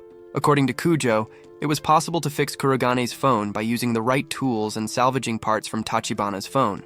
With a hesitant and forced smile, the blonde girl stammered that she could probably fix the phone, while the other students looked at her with worried expressions. With a sarcastic tone, the protagonist thanked Takeda for having broken his phone earlier. Angrily, the bully yelled, questioning what good fixing the phone would accomplish. He was quickly rebutted by Tuya, who explained that with a repaired device, they could use the internet to learn more about the ongoing situation. She added that they could potentially communicate with other survivors and gather information about emergency shelters. As she spoke, expressions of hope began to appear on the faces of the other students. Kotone asked Sakura about the school's computers. Kujo responded that, like the phones, they were all inoperative. The rescued girl found this nonsensical, but Kujo elaborated that even though the computers were off when the monsters appeared, their connection terminals had been destroyed. Grabbing her blonde hair, the girl complained that this phenomenon was giving her a headache. Despite his own worries, Nishi tried to remain focused, stating that only a phone that was already broken before the chaos began stood a chance of accessing the internet. He asserted that their top priority should be to contact others who were as fortunate as Rikuto, a point with which Rikuto agreed. With the goal of finding the necessary tools, The boy with the steel pipe asked Sakura if the general discount store was truly their best option. Although she looked doubtful, the girl conceded that it seemed like a good idea. Two frightened girls joined the conversation, suggesting that everyone should head there immediately to search for both weapons and food. Sensei Wayama shouted for them to wait, declaring his opposition to the plan on the grounds that it was too dangerous. Kurogane retorted that if they did not go, they would eventually succumb to their circumstances. The indignant teacher stressed the possibility of rescue arriving before the worst could happen. An argument ensued, with the teacher warning that monsters were everywhere. The boy refuted this, pointing out that fortunately the store was not far from their current location. Rikudo emphasized that if they traveled by car, the plan should be feasible, and he pleaded with the teacher to take them. The request was met with a terrified expression from the man. Tuya insisted that this was their only option, as it was less dangerous than traveling on foot. Terrified and in denial, the teacher begged them to reconsider, yelling that going was out of the question because he needed to protect the students and that staying was for their own benefit. Concerned, the boy with the bow reflected that this was becoming a problem. In a move that shocked everyone, Kotoni stood up and decisively announced that she knew how to drive and would do it. A surprised Nishi questioned how she could drive without a license. She explained that when she was younger, her grandfather had frequently allowed her to drive his truck on his farm. Her enraged boyfriend joined the discussion to stop her, but the girl told him to stay out of it. Kurogane asked if she was certain about her decision, reminding her that it was deadly outside and that even a car might not be completely safe, which made the girl anxious. The long-haired girl replied that she did not wish to meet her end, but at the current rate, she had no real understanding of what was happening and refused to let it end that way. She added that if there was even a slight chance of success, it was better to try. The boy with the steel pipe, with an admiring look, expressed his understanding and told her he was counting on her and her strength. Her boyfriend became furious at this. Just then, an equally enraged Wayama slammed his fist on a chopping board, startling the students. He demanded to know why they were making decisions without his input. Yelling, he declared that as the teacher, he was responsible for their protection and would not permit them to do as they pleased. Nishi attempted to intervene, arguing that something needed to be done, but the man, consumed by anger, told him to be quiet. As the students listened in fear, the teacher continued his tirade, calling Tuya a mere brat and insisting that everyone must do only as he commanded. He added that if they rationed their food, it would last for a week, and that they should all wait for rescue, questioning if they couldn't see that this was the best course of action. The boy countered, asking why the teacher failed to realize it was a terrible idea. The man scolded him for his tone, but the boy persisted, questioning where it was actually safe and whether the teacher had truly seen the monsters. As the student declared that no place was safe, a blue, slime-like substance began to drip from the ceiling, landing on Tani. Tani began to scream for help as the monster enveloped his body, sending a wave of terror through the onlookers. In that moment, Kurogane charged at the creature with his steel pipe, shouting that common sense was irrelevant in their new reality and that no place was truly safe. As he struck the slime directly, he added that simply sitting and waiting would only lead to a worse outcome. The other students questioned what the creature was as the boy continued his assault. Tani, consumed by panic, kept pleading for help. Rikudo announced that he was working on a solution and told him to hold on as he grabbed a large blanket. He then shouted for Nishi, who signaled his understanding. The students observed that the slime could dissolve human flesh, but seemed unable to affect the synthetic fibers in clothing. Then, in a coordinated effort on a count of 3, one of them threw the blanket over the creature, while the other pulled Tani free from the monster's grasp. A terrified Kunju asked if they had truly managed to get the creature off of Tani. The boy with the steel pipe, despite having landed numerous blows, realized his fear had been confirmed. The monster had sustained no damage. He recalled that in most video games, slimes were resistant to physical attacks and were only vulnerable to magic. This gave him the idea to set the creature on fire, but Tuya did not know how. Sakura then appeared with a flammable liquid, which she poured onto the slime before lighting a match, hoping it would work. A large explosion followed. The girl noticed that the monster had evaporated, and Rikuto remarked that fire appeared to be its weakness, thanking her for her assistance. He then remembered Tani, but Nishi informed him that tragically they had been too late. Takeda, kneeling on the ground, desperately cried out his friend's name. A confused sensei appeared, wondering what had just occurred. The hero asked if the teacher now understood the gravity of their situation. He explained that if they had been any slower, Everyone could have met the same fate as Tani.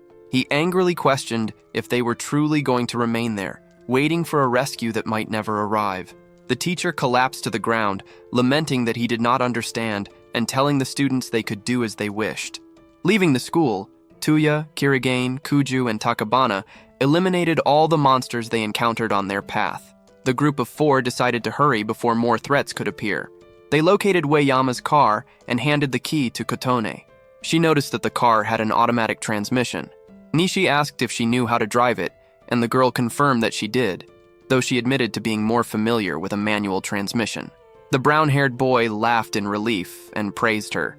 Interrupting the moment, Sakura questioned if her presence was truly necessary. The archer stated that it was obvious she had to go, as she was the only one who knew the specific parts and tools required to fix the phone. Sweating nervously and laughing awkwardly, the girl agreed to go. As she got into the car, the blonde sighed and lamented internally about her short life, while Tuya wondered what she was carrying in her backpack. Stego then appeared, declaring that he would be coming along, as it was his duty to protect Takabana. The archer warned him not to cause any trouble, and the boy retorted that there was no need to worry, as he was not that foolish. Once inside the car, he added that, like everyone else, he did not want to die, and would do whatever was necessary to prevent that from happening. Nishi noticed Shinjiru's jealous expression as he looked at his girlfriend and Rikuto, hoping he wouldn't do anything reckless. The girl in the driver's seat asked if everyone was ready and then started the car. An excited Tuya replied in the affirmative, stating that everyone was counting on her. Sakura said she was fine, but silently wished she did not have to go. The protagonist confirmed that everything was set, and they departed toward their destination. From the school, the remaining students watched them leave. One student then suggested they should hurry and begin burning the bodies on the rooftop, in accordance with Kurogani's recommendations. Sensei Ueyama, holding a type of sword, struck the ground furiously and told the girl to be quiet.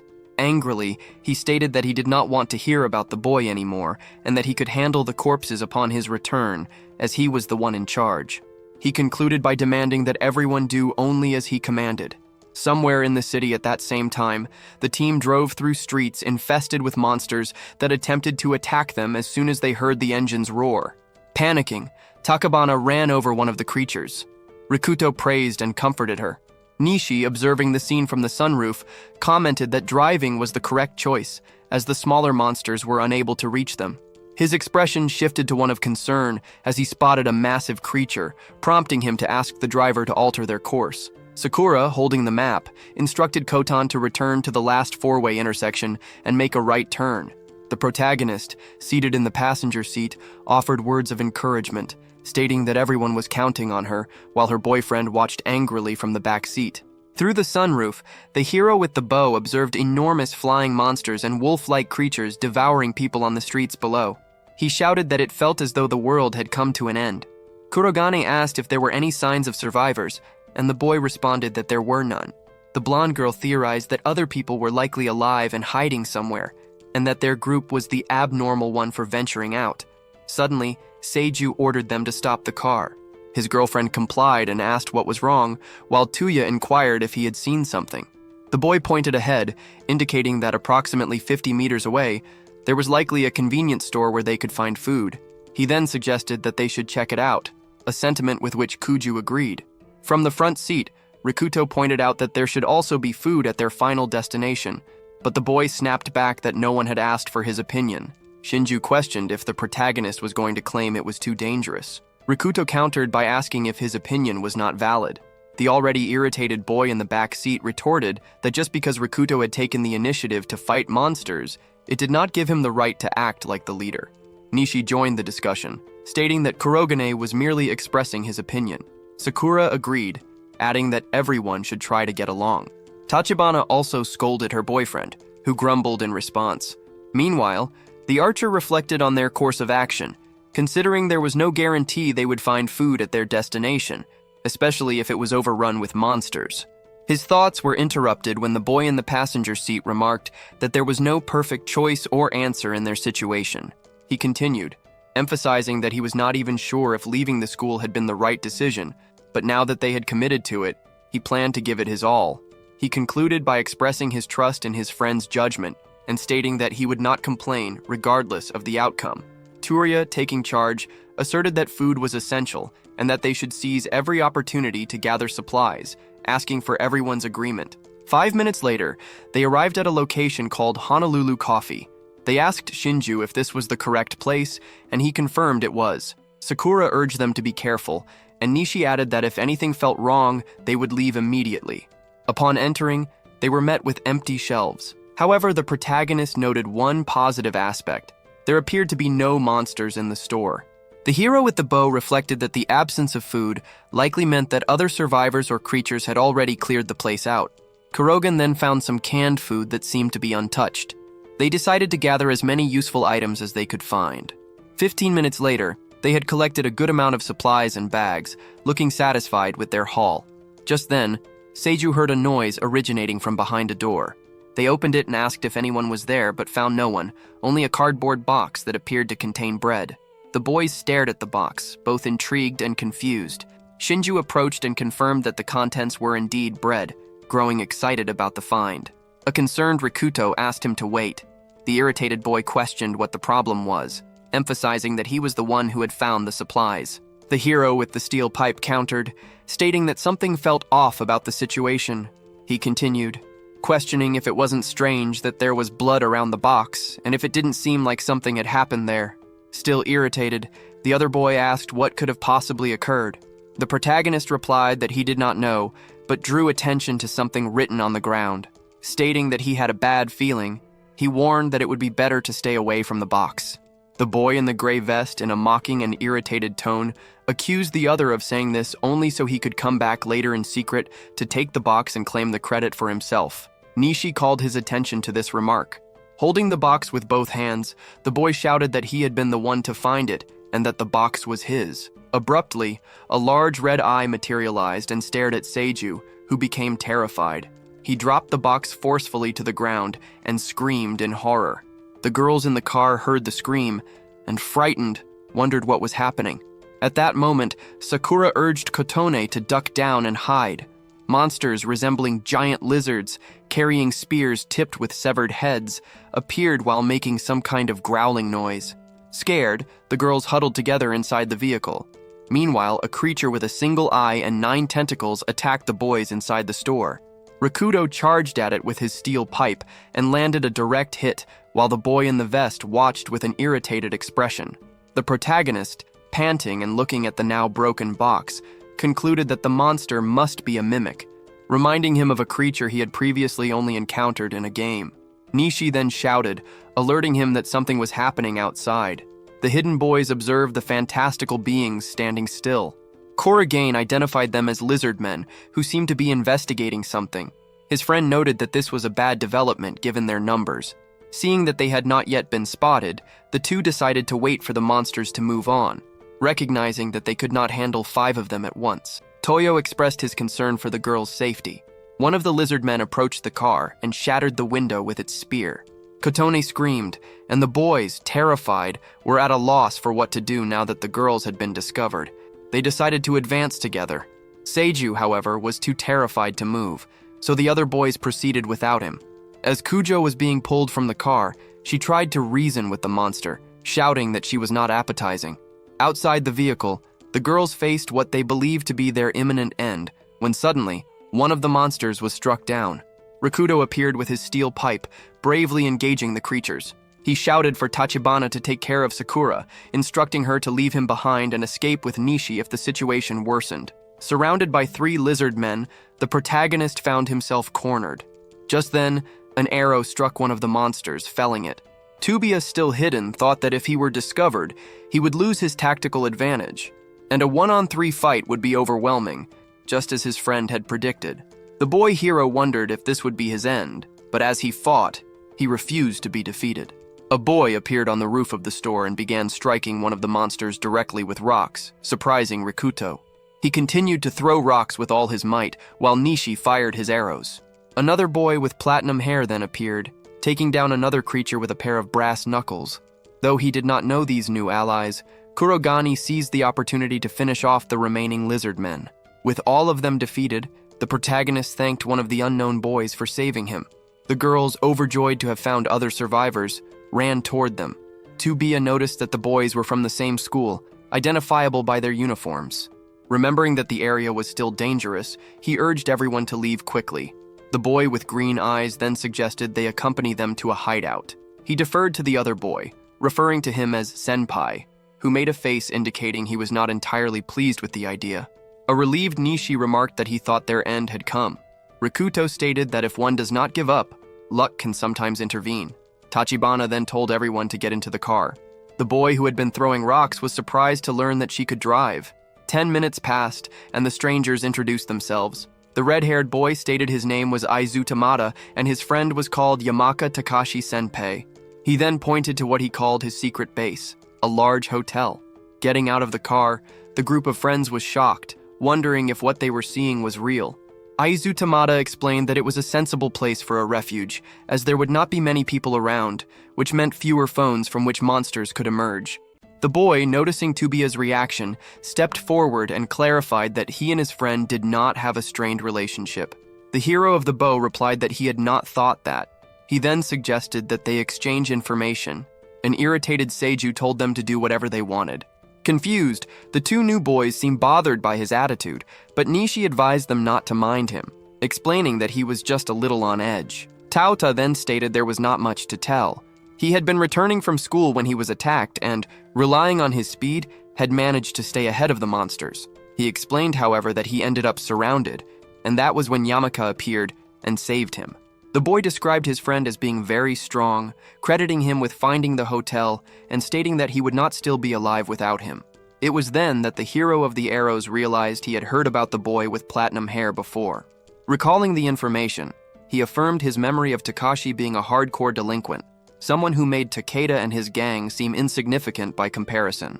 His alleged crimes included significant violence, drug trafficking, connections with the Yakuza, and even murder. Lost in thought, he considered that the rumors now seemed untrue as he observed the genuine friendship Takashi shared with the green-eyed boy. Returning to the conversation, the green-eyed boy recounted that monsters were everywhere and that they had gone out in search of food, which is how they ended up encountering the group at the store. Rikujo then asked if they were the ones who had left the warning near the cardboard box, but they claimed to have no knowledge of what he was talking about. Embarrassed, the hero of the steel pipe told him to let it go. Tauta then stated that was the extent of their knowledge and asked if Nishi knew anything more. On their way into the hotel, the boy recounted the entire story from the beginning. The green-eyed boy was relieved to learn there were still people safe at the school. Full of hope, he asked if fixing Kurigani's phone would enable them to call for help, but a less optimistic Tuya admitted that the chances were slim. Interrupting the conversation, Rikujo got straight to the point and questioned what the two new boys planned to do next, adding that it was fine if they did not wish to join them. Sakura then commented with disappointment that, in her case, she had indeed been forced to go, which left the boys looking on, puzzled. Yamaoka announced that he would go with them, a decision that surprised his friend Tauta. He continued, stating that he would not hold anyone back, but would serve as a meat shield. Nishi replied that having him along would be very helpful. Takeshi then asked his friend what he wanted to do, saying it was fine if he preferred to go to the school. The boy responded that if Takeshi was going, he would go too, adding that he was also a man and needed to contribute. A happy Kurigani remarked to the hero of the arrows that it was a good thing they had stopped at the convenience store, and his friend agreed. Contradicting their optimism, Yamaoka then pointed out that their plan was very reckless. He explained that many people lived in the area, meaning the number of monsters would be much higher. Therefore, they needed a detailed entry plan to identify safe and dangerous zones, stressing that caution was mandatory. He continued, stating that protecting the key to their plan, Kuju, must be their top priority. She was surprised by this statement. The duo of heroes agreed that they had been hasty and did not want to jeopardize their mission by rushing.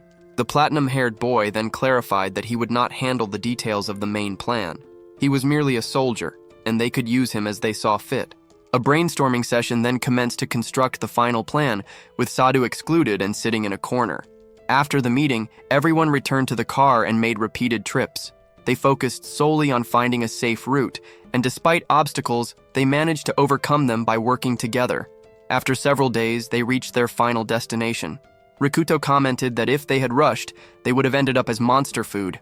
The girls were relieved to have arrived, and Sakura remarked that it felt like centuries since she had last been to that place. Yamaoka noticed his friend Aiza's legs were trembling, and the boy claimed it was the tremor of a warrior's excitement before battle.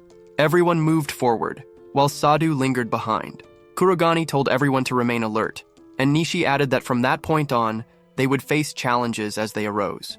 Back outside the school, flying monsters dominated both the ground and the skies. One of the students revealed that the remaining survivors had been subsisting on pieces of bread. Sitting on the floor, a boy with his hands on his head was in a state of breakdown, wondering how much longer they would have to live like that.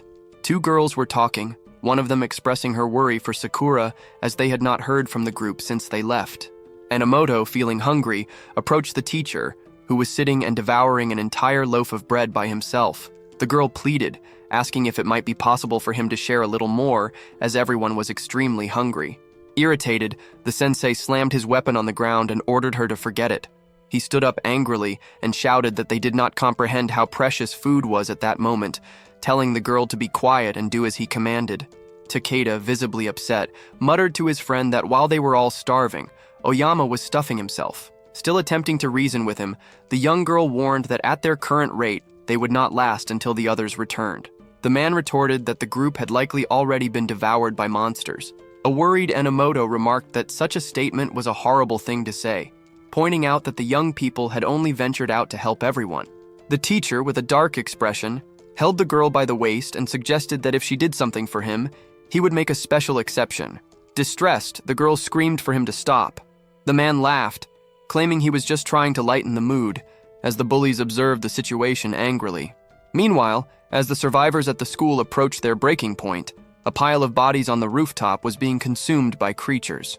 At the same time, Rikuto's group was navigating through an area that appeared to be devoid of threats. The hero with the steel pipe questioned what this could mean.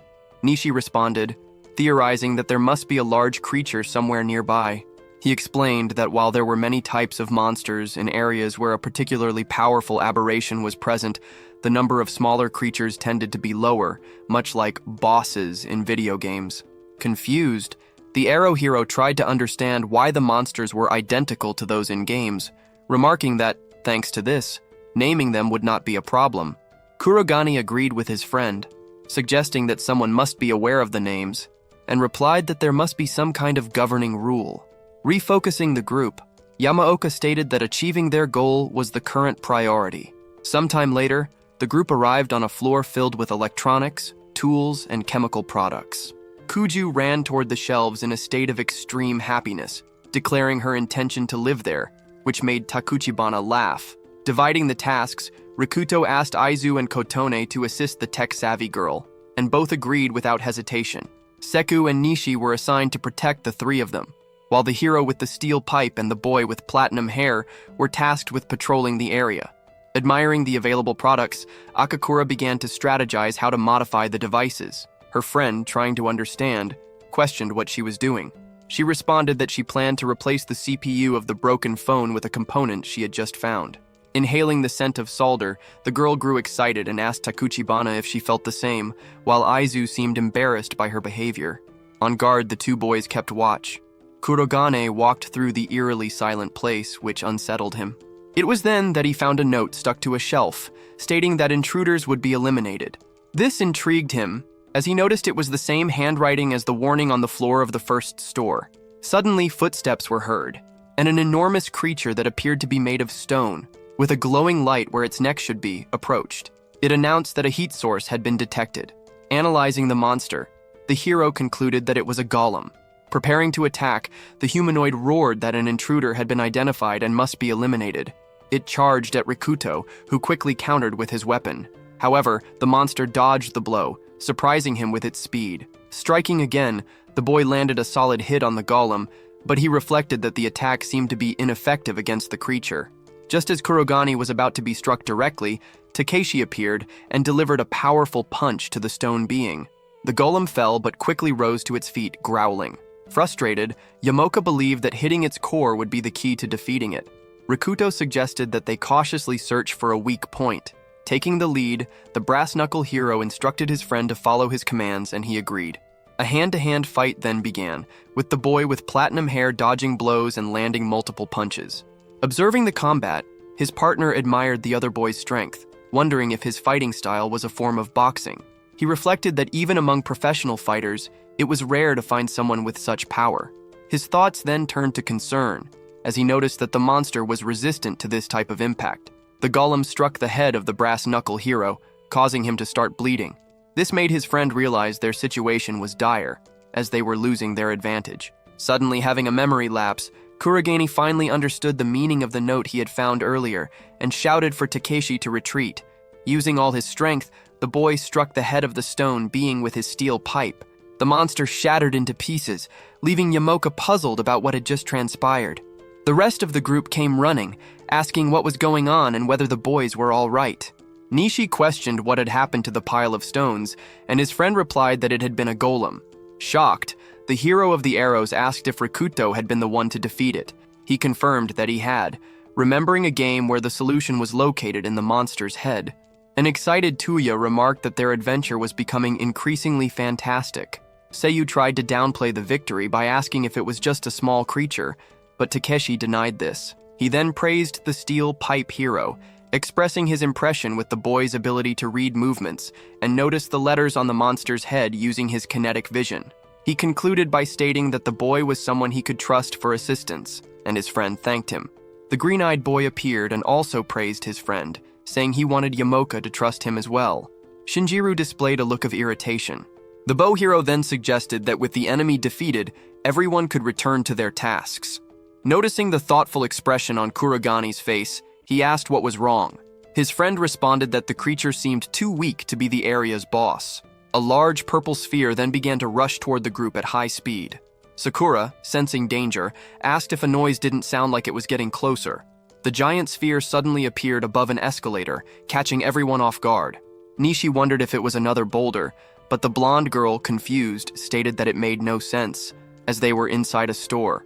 Just before Tachibana was hit, the steel pipe hero pushed her to safety. The sphere then revealed a large, glowing purple eye. Standing up, it transformed into a massive humanoid figure with the eye positioned in the middle of its chest. Rikuto told his bow-wielding friend that this one was definitely the boss, sweating profusely as he stammered that this was bad news. Speaking the same words as the smaller stone golem, the purple creature announced its need to eliminate the intruders. With its massive arm, it attempted to crush the group, but struck the ground instead, creating a large hole. Due to the creature's size, the steel pipe hero noted that it would be very difficult to hit the letters on the golem's head. Tuya stepped forward and shouted for his friend to leave it to him. Then, firing his arrows, he attempted to hit the engraved letter on the stone. Without success, the boy realized he couldn't even scratch the surface, and a terrified Kuju questioned the fairness of the situation. Worryingly, the golem seemed to prepare to fire a purple energy beam. The blonde girl noticed what was about to happen, and the bow hero yelled for everyone to get out of the way. Kurogane, panicking, shouted for everyone to run. They all began to flee desperately, just as the monster released its power in the direction of what seemed to be the steel pipe hero. A large, blazing hole opened in the ground where the beam had struck. Fortunately, 4 of them managed to hide behind a wall, panting and terrified, while Rikuto stood shocked by the creature's immense power. Tachibana asked if Nishi was okay, but her friend, holding him, revealed that the attack had left him severely injured. The girl wondered about the well-being of her other friends. Rikuto, despite his own worry, stated that for now they needed to focus on what they could do. The boy suggested that everyone head to the underground parking lot, proposing that if the others were safe, they could meet them there. Seiju, however, disliked the idea. Irritated and afraid, he started yelling that there was no way to reach the stairs without the monster seeing them. Kurogane, however, agreed with him, stating there was no way to get there without leaving his injured friend behind, something he was absolutely unwilling to do. The creature continued its noisy approach. Confused, the others watched as the hero with the steel pipe took action. Leaving his hiding spot, he decided to confront the monster directly. While creating a distraction, he signaled for the others to run toward the stairs. As he ran, he thought about the creature's attack patterns, concluding that it reacted to heat and aggression. Therefore, for the others to reach the stairs safely, the flare he had given to his friends needed to be thrown. He reasoned that if it distracted the golem, even for a brief moment, he would be able to escape. However, he knew that if the monster spotted them, their plan would be finished. This was the only way for everyone to get out of the situation unharmed. Kotone shouted to signal her readiness, and Rikuto gave the command for her to throw the flare. Just as the girl was about to throw it, her boyfriend interfered, causing the flare to roll down a staircase and ruin their plan. In a panic, Tachibana questioned Seiju, who claimed he had to do it because the monster could have turned on them before she threw the object. The monster then struck Kurage directly. Slamming against a wall, the boy cried out in pain. His worried friend screamed his name, but he told her to stay where she was. He insisted she should not worry about him and should get out of there to take care of Nishi. He also warned the girl's boyfriend that he had better take care of her, to which Shinjiro muttered angrily. Cynically, the boy suggested they should leave, claiming it was too late for Rikuto, which angered the girl. In a surprising move, she punched the boy in the face. He fell to the ground in shock as she ran to help the steel pipe hero. Facing the golem, which seemed to be charging its power, the panting boy appeared to be confronting his imminent doom. Alone, he reflected that he had given his all since that fateful day.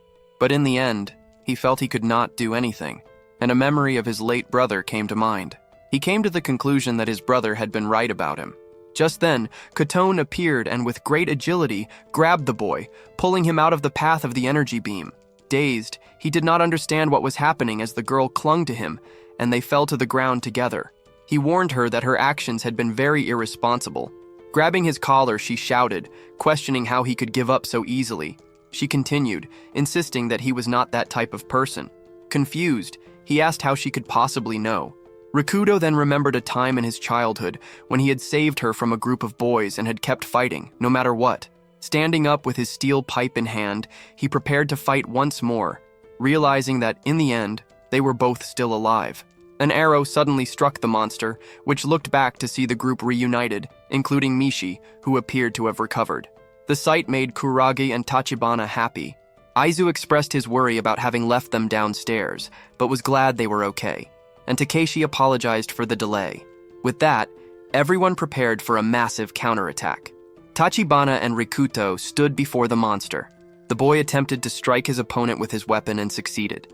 Mishi, accompanied by another man, watched the scene.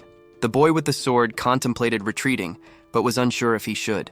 A loud noise occurred, drawing the attention of everyone in the room. Someone was knocking on the door. They realized it was the small golems ascending from the lower floor. The noise intensified, frightening Sakura, who described it as a desperate situation.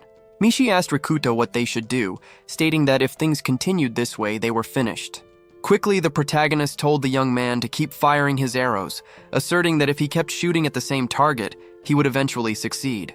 The boy with the arrows called the monster an idiot, declaring that it would not last much longer. Rikuto stated that he needed to defeat it because he was still alive. The other students watched the scene, terrified. The word alive caught Sakura's attention. Stammering, the girl called out to Kurogane and Nishi. She stated that she might be able to do something, but would need a little time. Kuju explained that while they might not believe her, she could manage to defeat the monster. Rikuto encouraged his friend, saying he believed in her and would buy her the time she needed. With tears in her eyes, she indicated that Kurogane knew what she needed to do. She became emotional upon hearing the boy say he trusted her, which he confirmed, stating that she was not the type of person who would lie. The protagonist called for Nishi to come closer to him, and the boy quickly complied.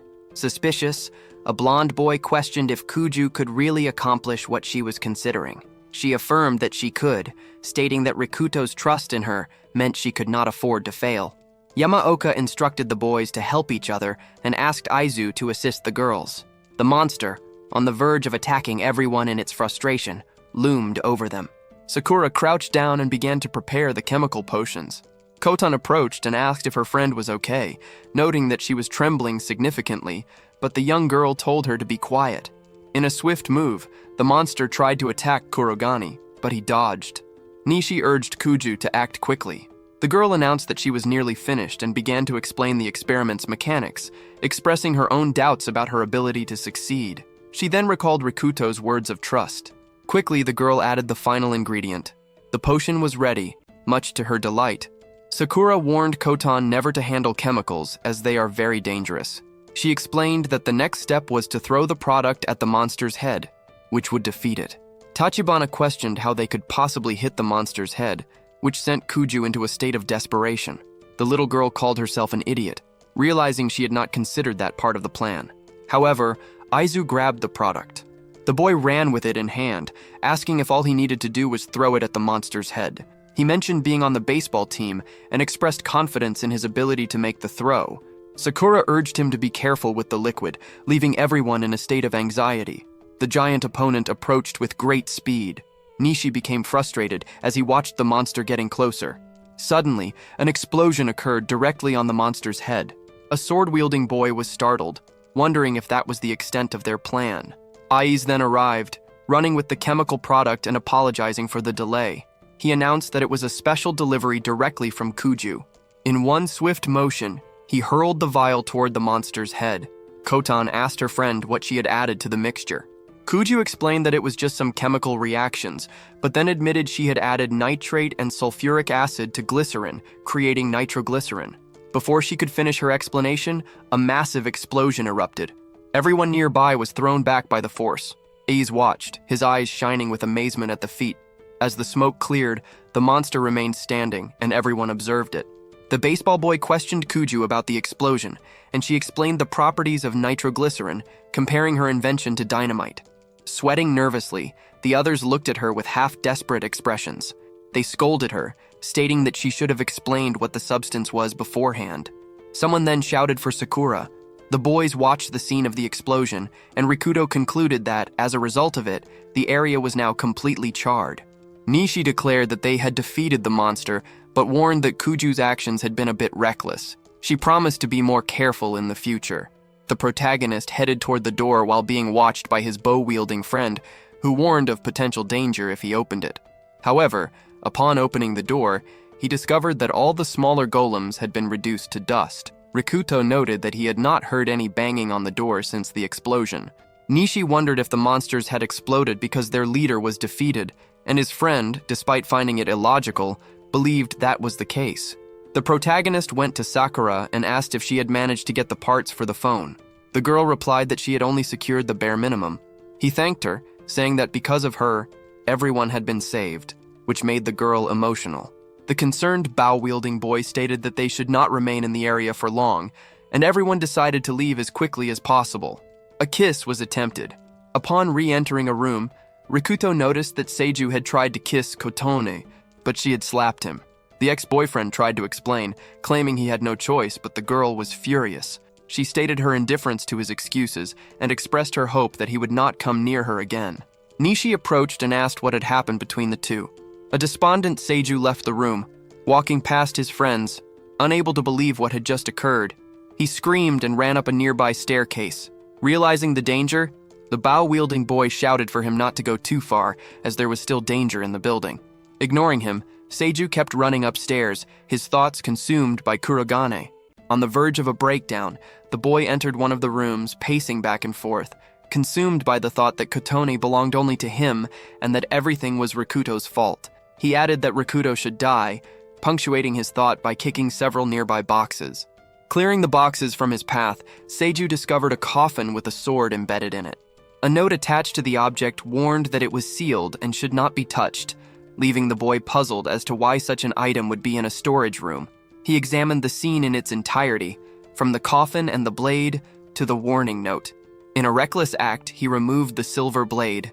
A sound then began to emanate from within the coffin. The boy watched in shock as a skull appeared, emitting red lightning from its eyes. Desperate, he wondered what was happening as a skeletal hand moved swiftly toward him. Elsewhere, Nishi was searching for and calling out to Seiju, remarking that he had warned the boy about the dangers of venturing through the building alone. Someone then approached, catching his and his companion's attention. The two boys looked and realized it was the person they were looking for, asking if he had been there the entire time. Annoyed by the situation, the arrow-wielding boy scolded him, telling Katone's ex that he should at least respond when they call his name. After the reprimand, the boy suggested they should all head back, as they had accomplished what they came to do. Nishi found it strange that the boy was in such a good mood. The white-haired man accompanying them wondered if he had been imagining things, as he had not noticed the boy's presence behind them at all. Later, everyone returned to the base. Sakura commented that the place already felt like her own home. In another area, someone was in front of a computer, celebrating an achievement. It was Kuju, and everyone was happy to see that she had managed to get the cell phone working. After working on both the device and a computer, the girl had finally established an online connection. The green-eyed boy remarked on the incredibility of her feat. Rikudo asked her to check for any information about nearby survivors or emergencies. She scanned social media, reporting that since the day the monsters appeared, there had been no updates from anyone. Something then caught Kuju's attention. A person in the city of Amishima had posted a request for help a few days prior, suggesting there might be survivors there. The protagonist noted that while the location was distant, it was not so far that they could not reach it. Kotone expressed that this was a glimmer of hope after several turbulent days. Seiju, who was nearby, overheard the entire conversation. He felt uneasy hearing their discussion, and a shadow was shown near him. Nishi stated that the next day, they would inform everyone at the school about their plan to go to Amishima to search for more survivors. Meanwhile, noises emanated from the school building, originating from one of the laboratories and growing louder. Owen was lying down as Ueyama attempted to attack her, with only their shadows visible. She pleaded to be released, while the man, holding a knife, told her it did not matter what she did, as nothing good would come of it. Terrifyingly, the man standing over the girl remarked on the beautiful sight he was seeing, adding that it was like heaven on earth. A flashback was then shown. Several bird-shaped monsters approached the school, descending upon the rooftop to eat the remains of the corpses that had been left there. Noises were heard, and someone asked about Ueyama. Two boys approached the teacher, questioning if he was trying to starve them. The other students noticed the rising tension and wondered what they should do. One of the boys shouted a demand for food to be brought out, and Ueyama responded that there was none. He was called a liar, and they accused him of hiding food. Takedo, holding a baseball bat, warned that if things continued this way, he could not be held responsible for his actions. Ueyama told the boys to forget it, declaring that he would not allow them to act in such a manner under any circumstances. As a teacher, he asserted, his decisions were absolute, and everyone needed to be quiet and obey him. Angry, one of the students punched the older man. He fell to the ground from the force of the blow as the argument over food continued. Ueyama remained silent, which the student stated was one of the things he hated most. Losing control, the boy continued to curse the teacher and attempted to strike him again. Blood then splattered across the room. The teacher had stabbed the aggressor in the abdomen with a knife. Screaming in pain, the boy was left paralyzed by the sudden and violent act. Takedo began to tremble with fear as the man advanced toward him. Without hesitation, the teacher continued to approach the other student, stating that unruly people like them required a more disciplined education before attempting to stab the blonde boy. More blood splattered across the room. Back in the present, Ueyama was shown carrying the girl from the room over his shoulder. He took her to a room where a group of people, some alive and others dead, were gathered, announcing his return. Mockingly, the man asked why the other students were cowering in the corner. In a terrifying display, the teacher threw the girl to the ground, declaring that she was back home. Still holding the knife, he remarked on the girl's exceptional beauty. He then approached a girl named Kasahara and informed her that she would be next. Terrified, the girl suggested that he could take Riko instead of her. Her friend became outraged upon realizing that Kasahara was offering her up. Kasahara retorted that Riko was just another sycophant. Impatient, Ueyama stabbed the knife into the ground, scaring both girls. He called out to the two young women, telling them they were both good for listening to him, and the tense pair agreed. Hayashi approached, trembling with fear. When questioned about his actions, he insisted it was nothing. Ueyama warned the boy not to try anything, gesturing toward the other dead students. The boy claimed he had never even considered it, and the teacher called him an obedient child. Quickly, the man grabbed Kasahara by the arm and then seized Kasamoto as well. The girls desperately cried for help, begging someone to save them. The distraught brown-haired girl questioned what kind of world she was living in. Without another word, Ueyama dragged her down the school corridor. During the journey, she cursed the man. He slapped her, telling her she must address him as sensei. Grabbing the girl by her hair, the teacher stated that she was in need of some extra education. Still mocking her, he ridiculed her earlier question about the world, claiming it was a paradise, while the girl insisted it was hell. She continued her desperate screams, yelling that the world was trash and might as well end. As she was dragged along, the young woman wondered how she had never realized this before. Ueyama reached his destination and froze in front of the girl. Something had caught his attention. and he looked out a window. He saw his car arriving and knew exactly what that meant. Rikuto's group had returned to the school. A young girl observing the scene noticed it was Kuraga and the others, celebrating that they would now survive and escape the teacher's threats. Ueyama turned pale, thinking it was impossible for the group to have survived, and was unsure of what to do.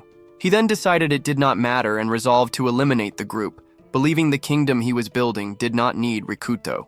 The group stood outside the school, shouting for the others to let them know they had returned and asking for the door to be opened. When no one responded, Nishi grew concerned. They began banging on the door while the teacher watched from one of the windows. The man returned to the room where the other students were, still shocked that the group had survived. One of the students quietly called out for Kurage. Ueyama thought to himself that the group could not discover that he had killed students, as it would be the end of him. Thinking deeply, the teacher concluded that the group did not know anything yet. Furthermore, among them only Nishi and Kurage would be difficult to handle. He decided that if he could manage those two, Kuju and Tachibana could also be taken into his harem. Maliciously, the man moved toward the girls, threatening them that if they valued their lives, they should not try anything funny. Outside, the group stood still. Nishi remarked on how strangely quiet everything was, suggesting something might be happening. He asked Rikuto what they should do. The determined protagonist agreed that something was wrong and stated that they should break in. The idea was to use the car to breach the barrier and enter the building. Nishi called it a crazy and risky plan. Before they could act, Ueyama opened the door and greeted the students. Everyone was happy to see him alive and well. Feigning friendliness, the teacher asked how things were outside the building. Unaware of the danger, Nishi reported that they had managed to recover Sakura's phone and had found other survivors along the way. The green-eyed boy appeared, remarking that it had been a long time since he last saw the teacher. Ueyama felt uneasy, knowing that this boy would also pose a problem for him and that he now faced 3 obstacles in his path. Attempting to appear calm, the man expressed his happiness at seeing the boy alive. He formulated a plan to deal with Kurogane and Nishi first. Putting this plan into action, the man stated that he needed to speak with the 2 boys in private and requested that they follow him. Sensing that something was amiss, Nishi suggested that the entire group should go along. The teacher agreed that would be fine, but insisted he would prefer to speak with the 2 boys alone first. Nishi consented and called for Rikuto. The duo followed Ueyama, offering apologies to the others and saying they would return shortly. The green-eyed boy suggested that in the meantime, they should bring the supplies inside the school. Pausing to think, Kotone realized that Seiju was not with them and wondered if he might have entered the building on his own. Meanwhile, Ueyama led the 2 boys deeper into the building. Nishi noticed something strange and questioned if they were not going too far.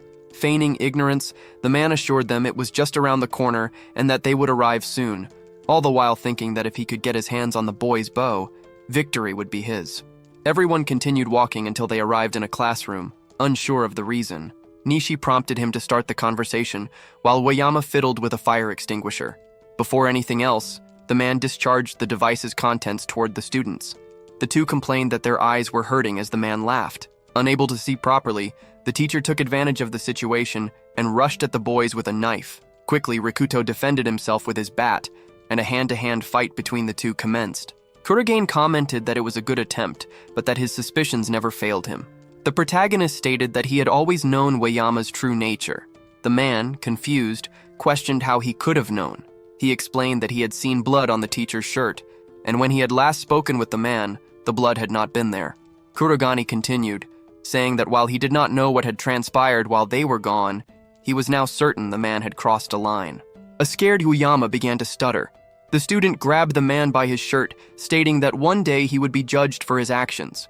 Annoyed, the teacher tried to respond and quickly attempted to attack the boy.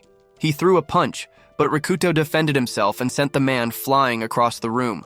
Meanwhile, the bird-like creatures remained on the school's rooftop. Seiju entered the location and observed the scene of bodies being eaten. He remarked that this was exactly what he needed.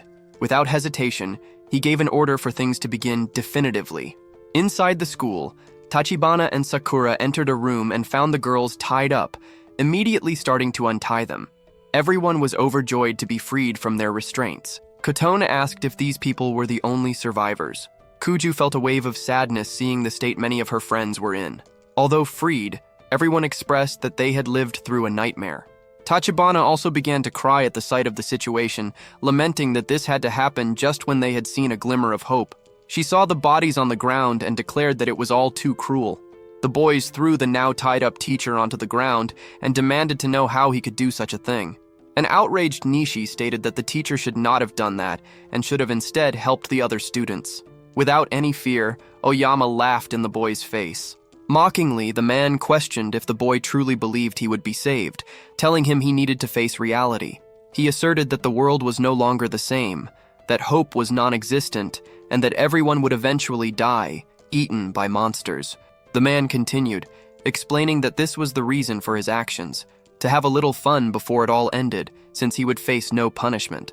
Recklessly, he suggested the boys should do the same as him and kidnap Tachibana and Kuju, much to the girl's horror.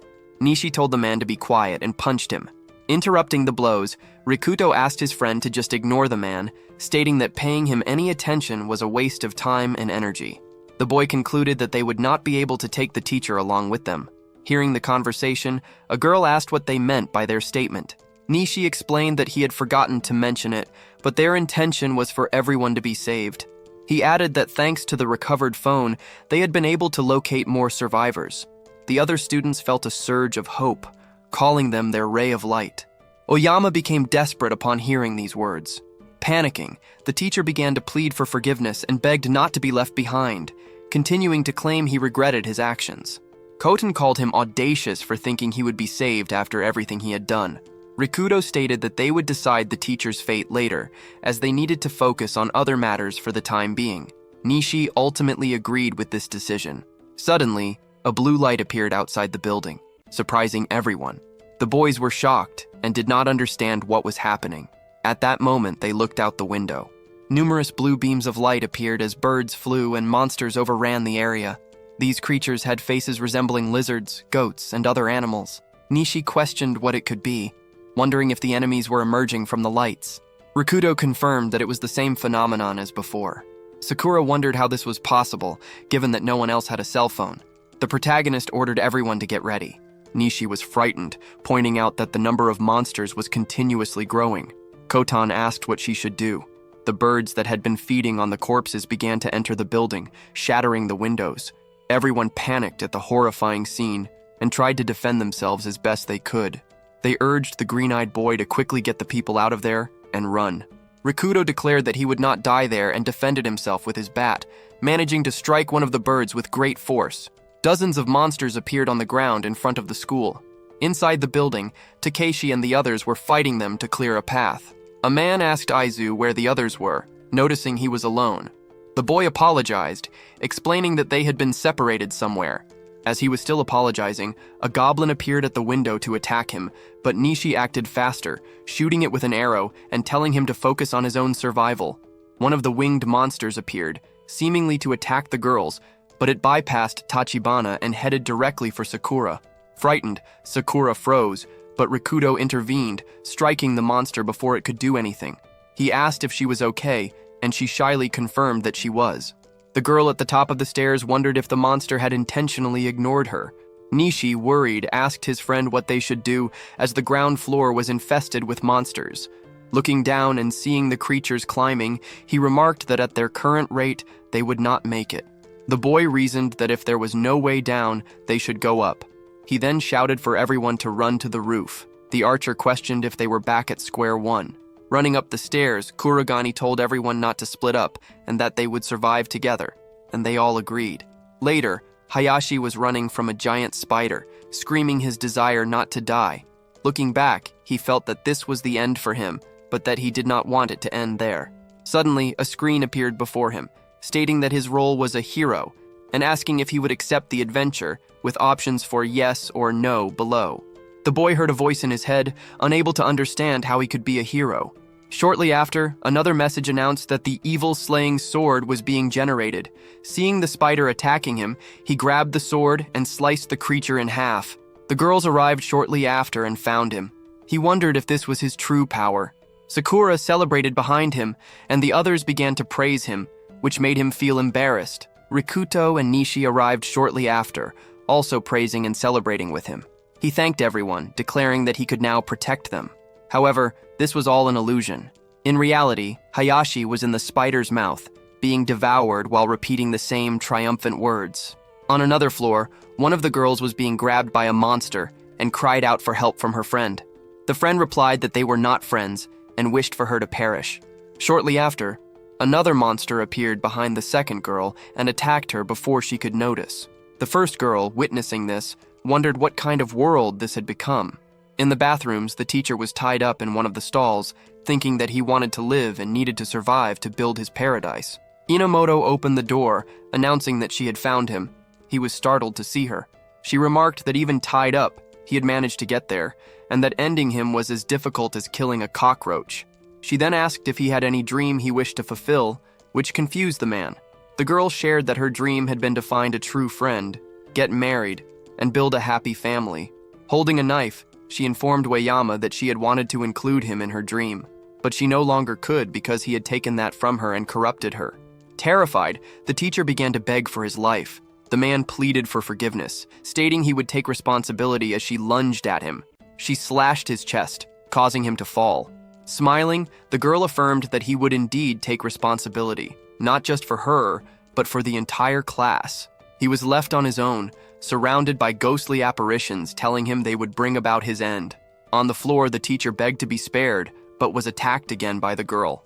Crying, she stated that with this, he had at least partially paid for his actions, and that nothing else mattered. However, she failed to notice a monster appearing behind her. Rikuto spotted the rooftop door and alerted everyone. Nishi asked what their plan was once they were up there, and the boy responded that they would figure it out upon their arrival. Opening the door, they found Seiju, who announced that he had been waiting for them. Everyone was happy to see him, and the archer asked if he was okay. He remarked that all the actors were now gathered, but that he had been specifically waiting for Kurogane. The boy thanked everyone for reaching the rooftop and for escorting Kotone. A confused Nishi questioned the comment about an escort and asked if he had hit his head, but his friend sensed that something was wrong. Smiling, Seiju commented that they were being cold. With a monster appearing behind him, he declared that he had been on their side all along. Sakura, upon seeing the monster, began screaming, asking what it was. Rikuto identified the monster as a type of lich. His friend responded that such creatures were common in fantasy and questioned why it was with the student. Seiju overheard the conversation and replied that the monster was an ally. He explained that in exchange for the use of his body, the lich had granted him power, revealing a flaw in their world, a summoning system. Smiling, he added that there was more they needed to know. More importantly, he could now make a circle appear in the sky. A stream of binary code then descended, bringing several monsters to the rooftop that surrounded and terrified everyone. The group panicked, wondering what to do. Kurogane realized it was the same phenomenon that had occurred some time ago. Enveloped by monsters, Seiju asked if they could see his power, claiming he had obtained the technique to control the creatures. He explained that while he could currently only control small monsters, he would soon be able to dominate the more powerful ones. This meant that as long as he was present, they no longer needed to fear monsters. Looking at Kotone, he commented that he had made her worry, but that everything was fine now and she no longer needed to be afraid. He told her she did not need Kurogane's protection anymore. However, the girl felt even more frightened. Extending his arms alongside the lich, he asked the girl to live with him in this new world. She refused, leaving the boy confused. Tachibana stated that it was hard to believe and questioned if this was truly his power. The girl then asked if he was the one who had summoned the monsters that had just attacked the students, and he admitted that he was. She commented that they had attacked a girl from his own class, and likely all the others. Seiju dismissively said he needed no one else but her. Nervously, the girl stated that she really did not want to say it, but he was no longer human. Crying, she explained that while they had encountered all kinds of monsters, he was the worst of them all. The other students moved to support her. Losing control, Seiju insisted that Kotone was wrong, repeating the word wrong over and over. Still repeating the word, the boy screamed, transforming into a vortex and emitting a wind so strong that all the students had to shield themselves. When the spinning ceased, it was clear the lich had fully taken over his body, replacing his head and arms with its own. It screamed at the girl, accusing her of preferring Kurogane and declaring that she should have been his, before yelling that he did not need her after all. It then commanded the monsters to attack. Rikuto grabbed his steel pipe and ordered Kuju and Tachibana to stay back. He managed to block one of the attacks, but the girl, worried as she watched him, did not notice the monster behind her until Sakura warned her. The boy rushed toward them to stop the attack and succeeded, but his pipe was dented by the force of the impact. The monster then threw him backward. Kotone screamed his name as he was hurled against the wall. A concerned Nishi also shouted his name, and the girls ran toward him. Getting closer, they grew worried upon seeing him in such a state. Touching his face, Tachibana noticed that he was not breathing. Kurogane heard someone calling his name and found himself in his room, confused because he was certain he had just been at the school. He then heard someone mockingly question his claim to the room and turned to see his brother, Serato, at the door, who remarked that it had been a long time since they had seen each other. Back at the school, Kotone screamed his name and begged him to listen to her. Hugging him, she cried in desperation while the other students stood in shock. Nishi, fighting off monsters, expressed his concern, questioning if this was real and hoping it was not true. As he lamented, a monster moved to attack him, but Takeshi pushed it away with a punch from his brass knuckles. The boy called out his friend's name but initially received no response. Without looking at him, he urged him not to give up, referring to him as their leader. He stated that no matter the circumstances, they had to keep fighting until the very end, because that was the kind of man Kurogane was. Everyone was astonished and moved by his words. Nishi affirmed that he was right, reflecting that Rikuto had always been that way. No matter how hopeless the situation, he never gave up. He felt that if he were to give up on surviving, he would not be able to face his friend. With this renewed resolve, he continued to shoot his arrows at the monsters. Tauda also began to assist in the attack. Serato, now under the Lich's control, told them to forget it, declaring that Kurogane was no longer among them. He announced that Kurogane's heart had stopped, commenting that Kotone, with her aspirations of being a doctor, should know this better than anyone. Hearing those words, she was spurred to help the boy. Adjusting his body, she began performing mouth-to-mouth resuscitation, refusing to give up so easily. She reasoned that if the impact had stopped his heart, it could not be too late. Sakura thought that since everyone was doing what they could, she must also do something. However, unlike the time with the golem, she could no longer create dynamite, and wondered what she could possibly do. She noticed the bent steel pipe on the ground, and thinking about the Lich's nature as a monster, concluded that she might be able to do something with it. Lacking any scientific evidence, she was not sure if it would work. Holding the object, she hopefully commented to herself that there was nothing left to do but try. Seiju, observing everyone, questioned what was so special about Rikuto. Hitting him with an arrow, Nishi responded that they liked him and valued him. Tauda told Seiju that his jealousy was not a good look. Irritated, the Lich declared that it would send them all to join Rikuto, and the monster charged toward them. In the room, Kurogane's brother stepped on him, remarking that he got what he deserved. The boy turned his face to look at him. Pressing harder on his head, Serato told him not to look at him in that way, as he was already dead. He reminded Kurogane of the lessons he had taught him since they were children, that his existence had no meaning, and that he was incapable of doing anything.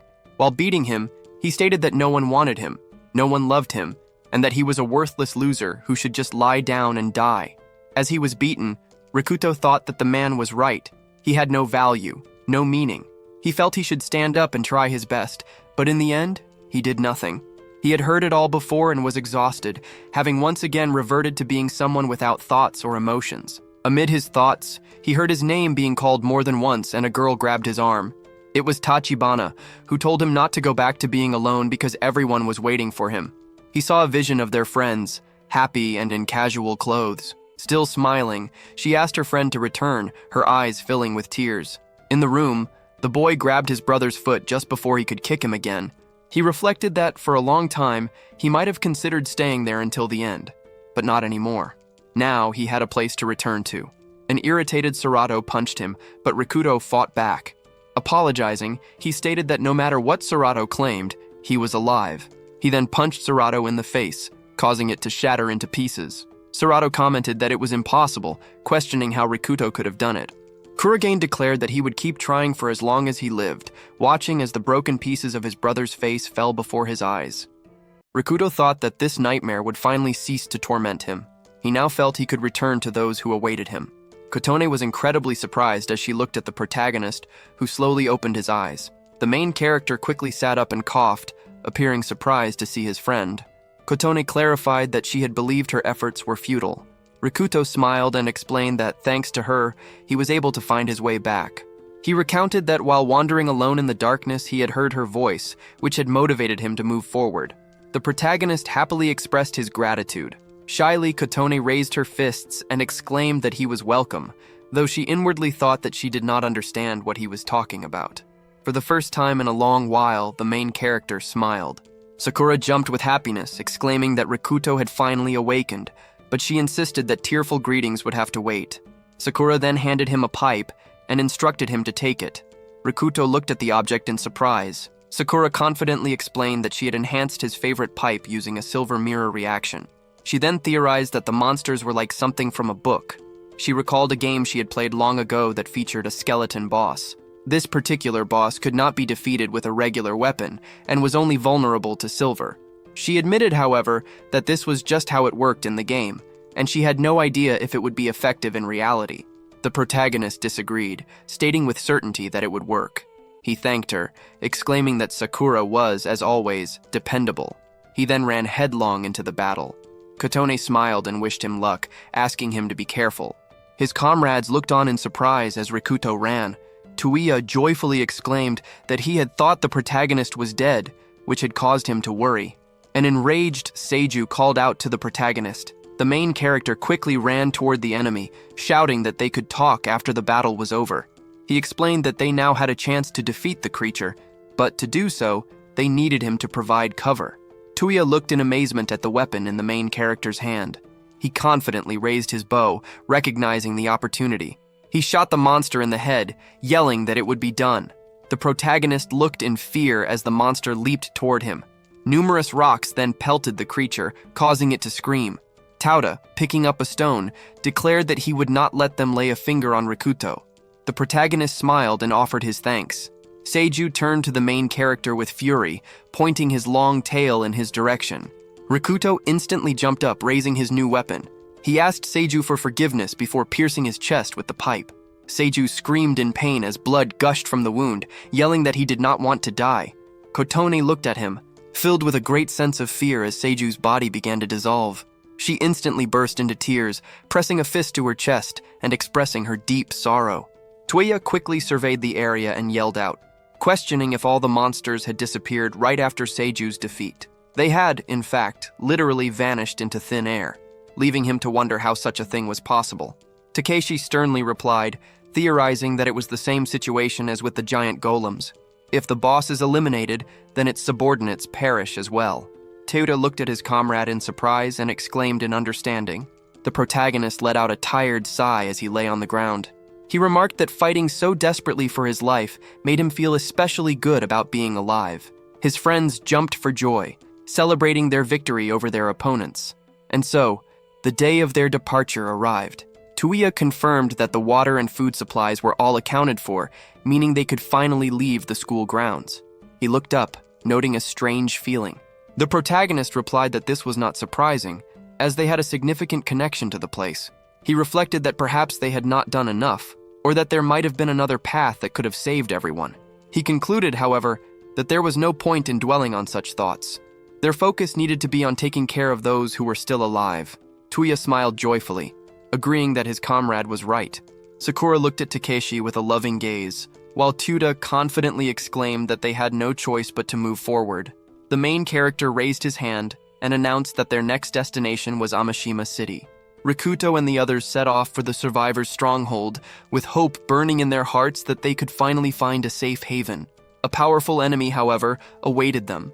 Meanwhile, numerous Gargans lay dead on the ground. The hunter, Fuyusa Ginko, stood among the fallen enemies. She quickly attached a letter to a pipe with her sword, which stated that the creature's nest was in this area, and warned not to look them in the eye, advising the use of a mirror instead. She then rode her motorcycle forward, accelerating to a high speed along the highway. Several days had passed since the group left the school and headed toward Amashima. Along the way, they had encountered various monsters, discovering that not all of them were aggressive towards humans. The protagonist was sitting in the car with a map in his hands. Tuiya asked with interest about their current location. The main character pointed to the map, replying that based on its information, they were at a specific point. Tuiya happily noted their rapid progress and that they had sufficient fuel. Rikuto then observed that his comrade seemed restless. Tuiya replied that he was thinking about many different things, prompting the protagonist to inquire about what was on his mind. Tuiya asked if the main character recalled his earlier mention of his little sister. The main character affirmed that he did remember. Tuiya then explained that due to family circumstances, he and his sister had been separated during their childhood. Fortunately, his sister lived near their destination.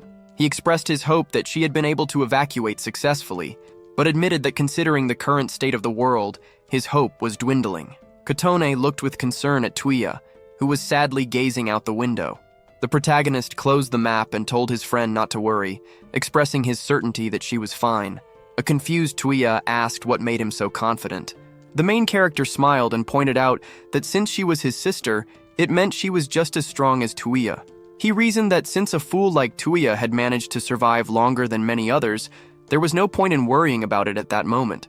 Tuiya added with some irritation that he was hearing this from another fool, but conceded that his friend was right. There was no use in thinking about it now. Smiling confidently, Tuiya leaned his hands on the seats and declared that their first priority was to get to Amishima, a sentiment his comrades laughingly agreed with. Suddenly, Takeshi looked out the rear window of the car. He yelled tensely that his comrades could talk later, as an enemy was approaching them. The others screamed in fear, questioning what was happening. Tuiya stuck his head out the window and saw an enormous wyvern flying across the sky.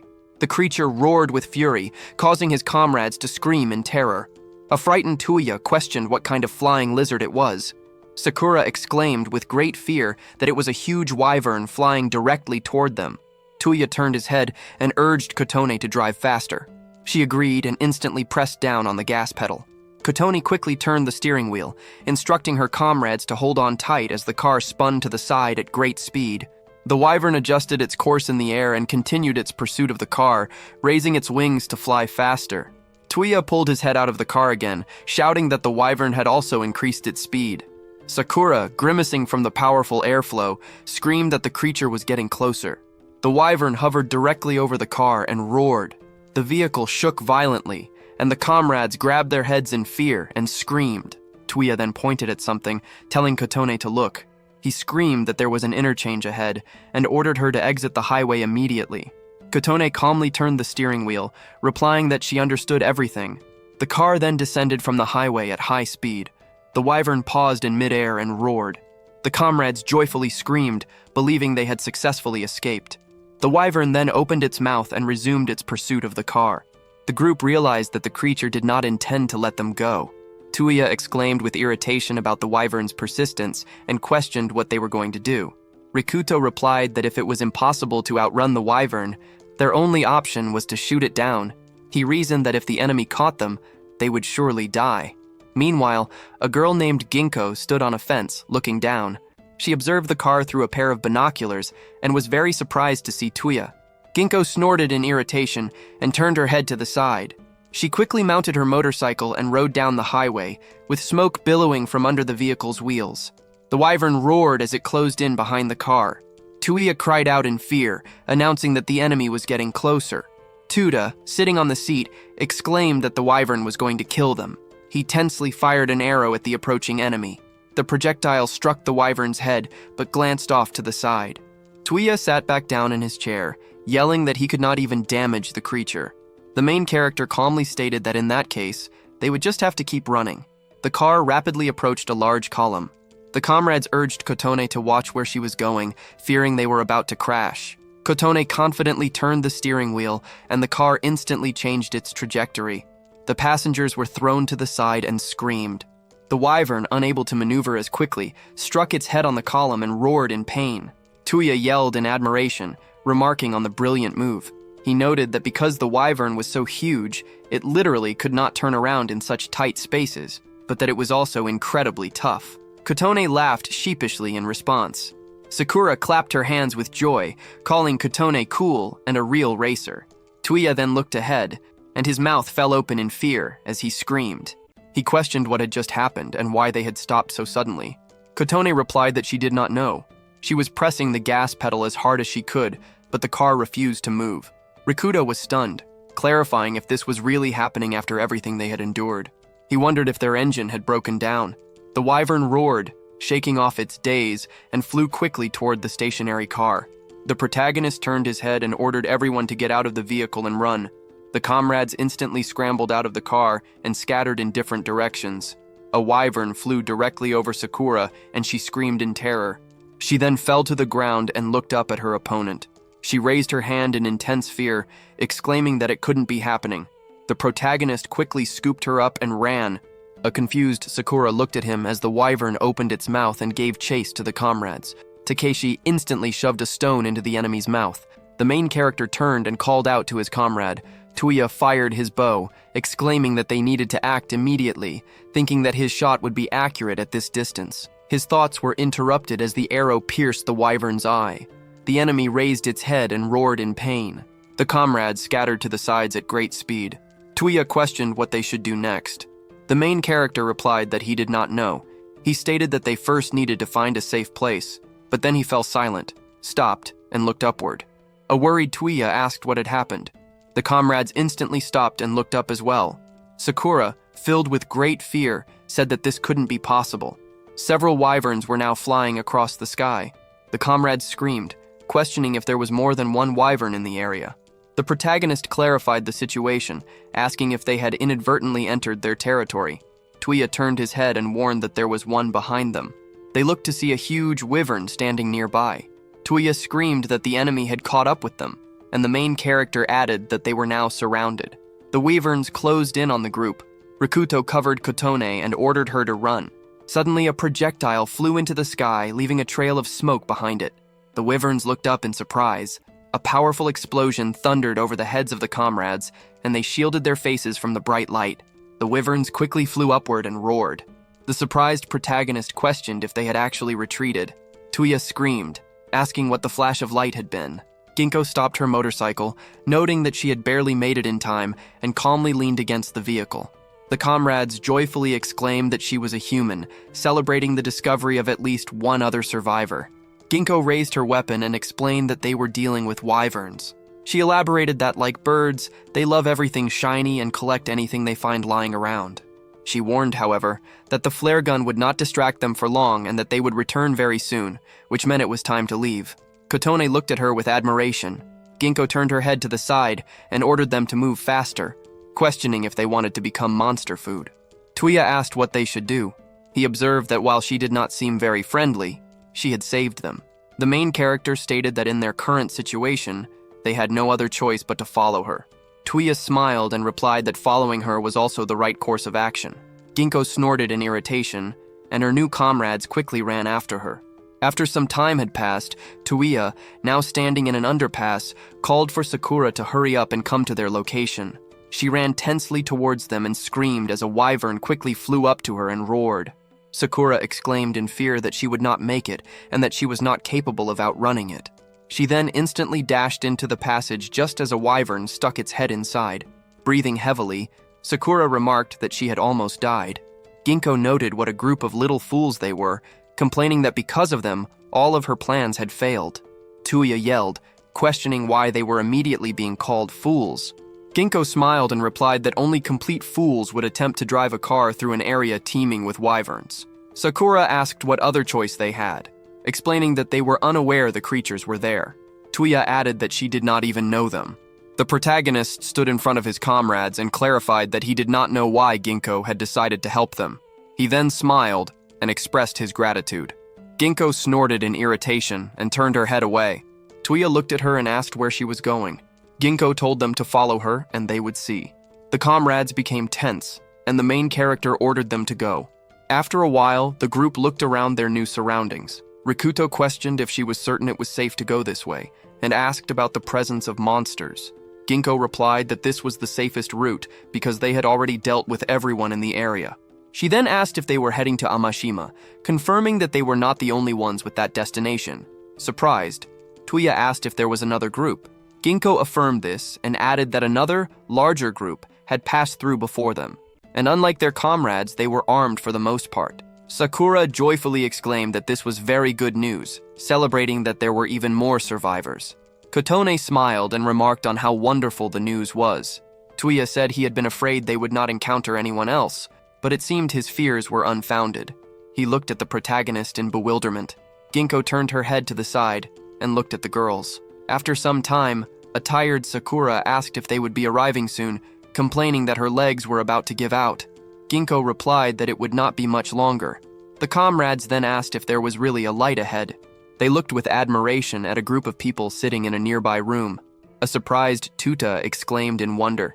Sakura asked if this was the same group, wondering if they had established a camp underground and remarking on how clever that was.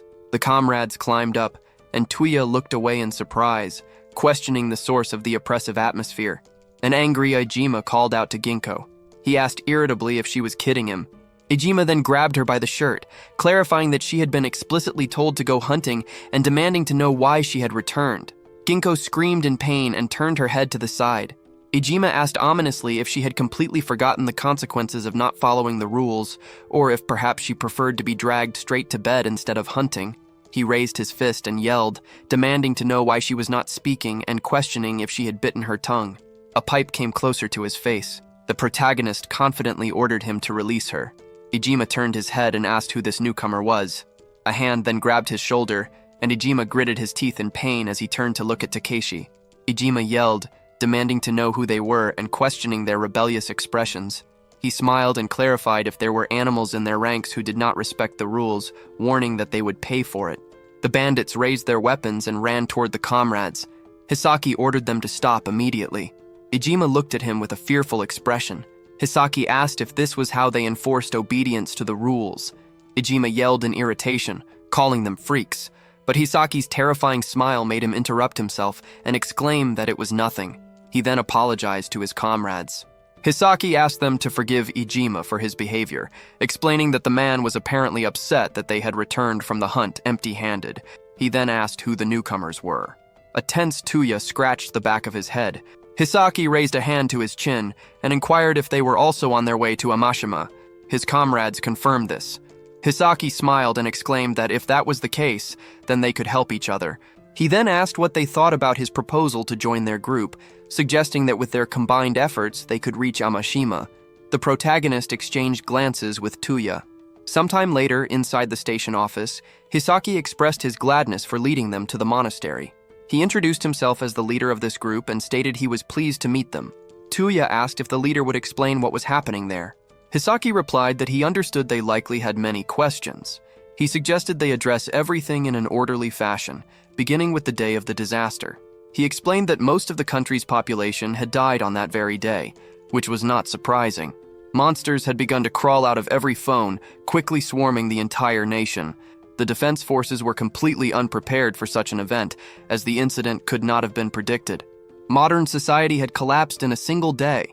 He added that, judging by the rumors, military facilities were now occupied by giant dragons, like something from a fairy tale, and that it was most likely that the entire army had been destroyed. A frightened Kotone expressed her disbelief, stating that she had kept thinking the army would eventually return for the survivors. Sakura screamed, remarking that they had been left in a state of complete horror. The protagonist scratched his chin, reflecting that the situation was somehow strange. He questioned why a nest of such powerful monsters would be located on military bases, as if someone had deliberately chosen that specific place. He remembered that they had personally encountered a force capable of summoning monsters into their world, which he thought was called the mythical summoning system. He mused that while they knew most of the monsters had emerged from phones, which caused the disaster, he questioned if that was the whole truth. He wondered if there was someone behind all of it, and who would possibly want to plunge the world into chaos. Hisaki said he would continue his explanation. He stated that humanity was gradually dying out. While there were, of course, survivors, there were not as many as one might expect.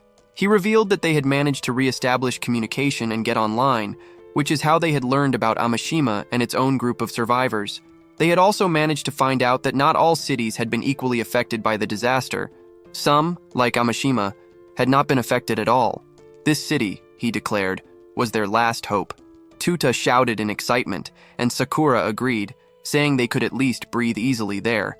The main character confidently noted a potential problem, questioning if it was impossible to get into Amashima from the outside. Hisaki replied that the protagonist was absolutely correct. He reasoned that they must have encountered the winged monsters, the wyverns, along their way. Rikuto confirmed this and clarified that the silver-haired girl had saved them. Hisaki then explained that there was a wyvern nest located directly above them. To reach Amashima, one had to travel along the road that the creatures guarded. No matter how one tried to get past them, the moment the wyverns saw a person, they would immediately attack. He concluded that even by using the train tracks on the ground, they would be unable to reach Amashima. A surprised Tuya asked for the reason. The leader replied that monsters also inhabited the underground areas, giving the example of a giant worm to which a couple had already fallen victim. The protagonist clarified his understanding that even this location was not entirely safe. Hisaki explained that they had discovered the worms were afraid of intense light, which is why they had established their camp there, as it was much better than being on the surface. Sakura put her hands to her head, exclaiming that it still felt as though they were trapped. Tuda then asked a question, and Hisaki told them not to worry. He confidently raised his fist, exclaiming that they had a plan. Sakura screamed with joy, asking if this was really true. The leader explained that this was why everyone in their group performed their assigned role, to work toward a common goal. He then asked if they were willing to cooperate with them. Tuya sternly asked for the main character's opinion. Rikuto replied that they had little choice in the matter. Tuya agreed, clarifying that in this situation, they ought to unite. He turned and asked if his comrades had any objections. Hisaki happily thanked them, stating that they could then get to work. Ginkgo interrupted him, declaring that they would be hunters. The surprised leader was informed by Ginkgo that they were short-handed and would need the newcomers. Hisaki noted that it was quite a dangerous job, but admitted it was necessary in their current situation. It was thus decided that the boys would become hunters. A fearful Tuda exclaimed that he did not want to do dangerous work. Hisaki then added that the girls should not be doing something so hazardous. Ginkgo glared at the leader. Hisaki raised a finger and said they should just go to work. Ginkgo interrupted him again, yelling that they would be diggers, as they already had enough people working in the kitchen. The leader pointed out that being a digger was a rather difficult job, but he agreed they should not be allowed in the kitchen either, so they could work as diggers. Sakura and Kotone were stunned by this decision. An irritated Sakura questioned if he really meant they would be working in the ground, remarking that a kitchen job would have been very easy and questioning if they would be able to handle the new task. Ginkgo ordered the boys to follow her, stating they would immediately embark on their first mission. Tuya agreed and asked for her name, which she smilingly provided. Tuya then asked what their job entailed. Ginkgo clarified that it was hunting, questioning what else it could be. She explained that because of them, she had lost her prey, so they would all work together to make up for the lost catch. Kotone tensely called out to Rikuto. The protagonist assured her that they would definitely return alive. Kotone agreed and asked him to be careful. Ginkgo calmly asked if they were finished talking and ordered them to follow her, and the comrades agreed. The group resolutely prepared for the hunt. After some time in Minamiyaza, a city neighboring Amashima, a nest of wyverns had formed, forcing the people to hide underground. However, there were problems there as well. A man called out to his comrade, asking if they should slow down a bit, as they had women and children with them. The comrade called him a fool, questioning if the man wanted the monster to catch up with them. He stated that the last thing they needed was to run into that freak. The people screamed as the man asked if they were experiencing an earthquake. The worm instantly crashed through the ceiling, and the man screamed in horror. The Minamiyaza Amashima line had become home to an underground worm. At the same time, Ijima noted the horror that existed both underground and on the surface.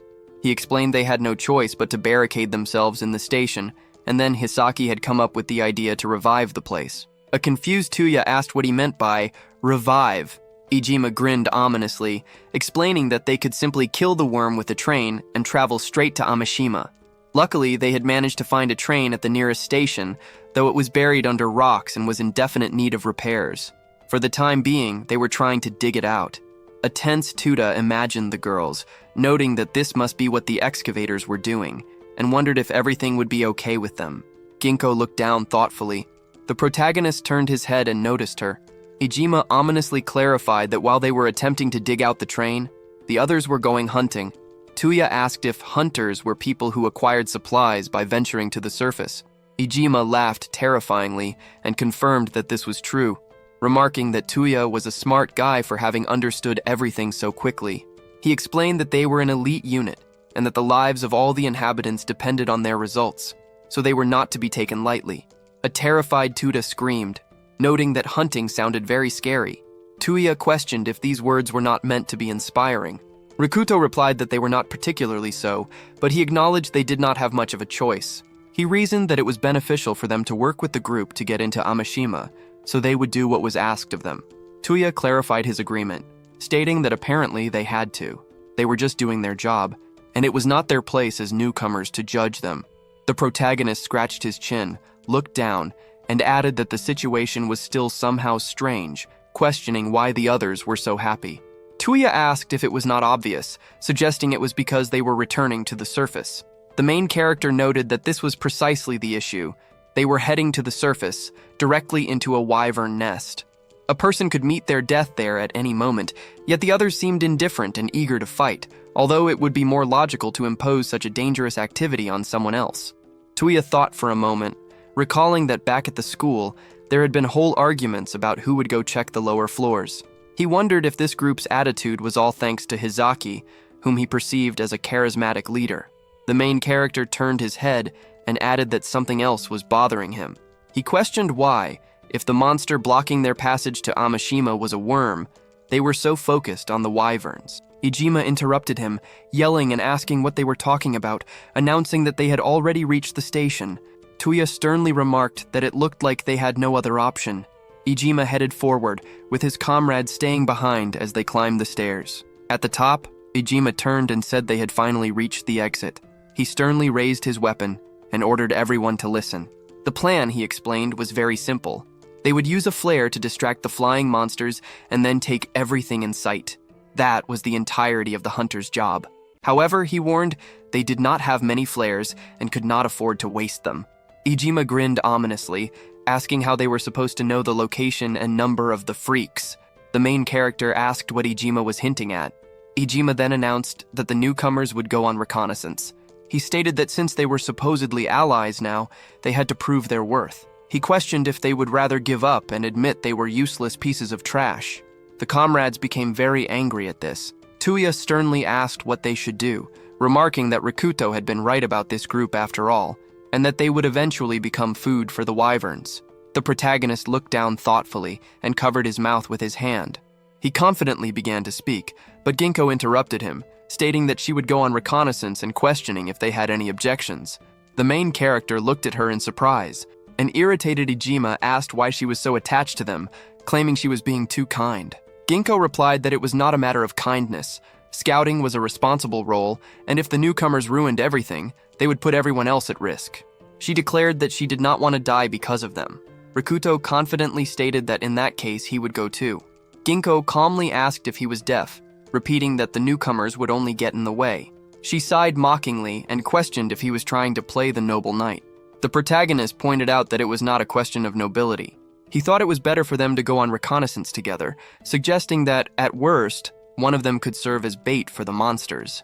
He asked if she cared about the success of the operation, and if his suggestion was not a reasonable decision. Ginkgo snorted in irritation and turned away. She then clarified, asking if he meant he would obey her commands without question. Rikuto replied that if it was necessary for the sake of success, then yes. Tuya called out to his comrade, exclaiming that if the protagonist was going, then so was he. The main character assured him that everything was fine.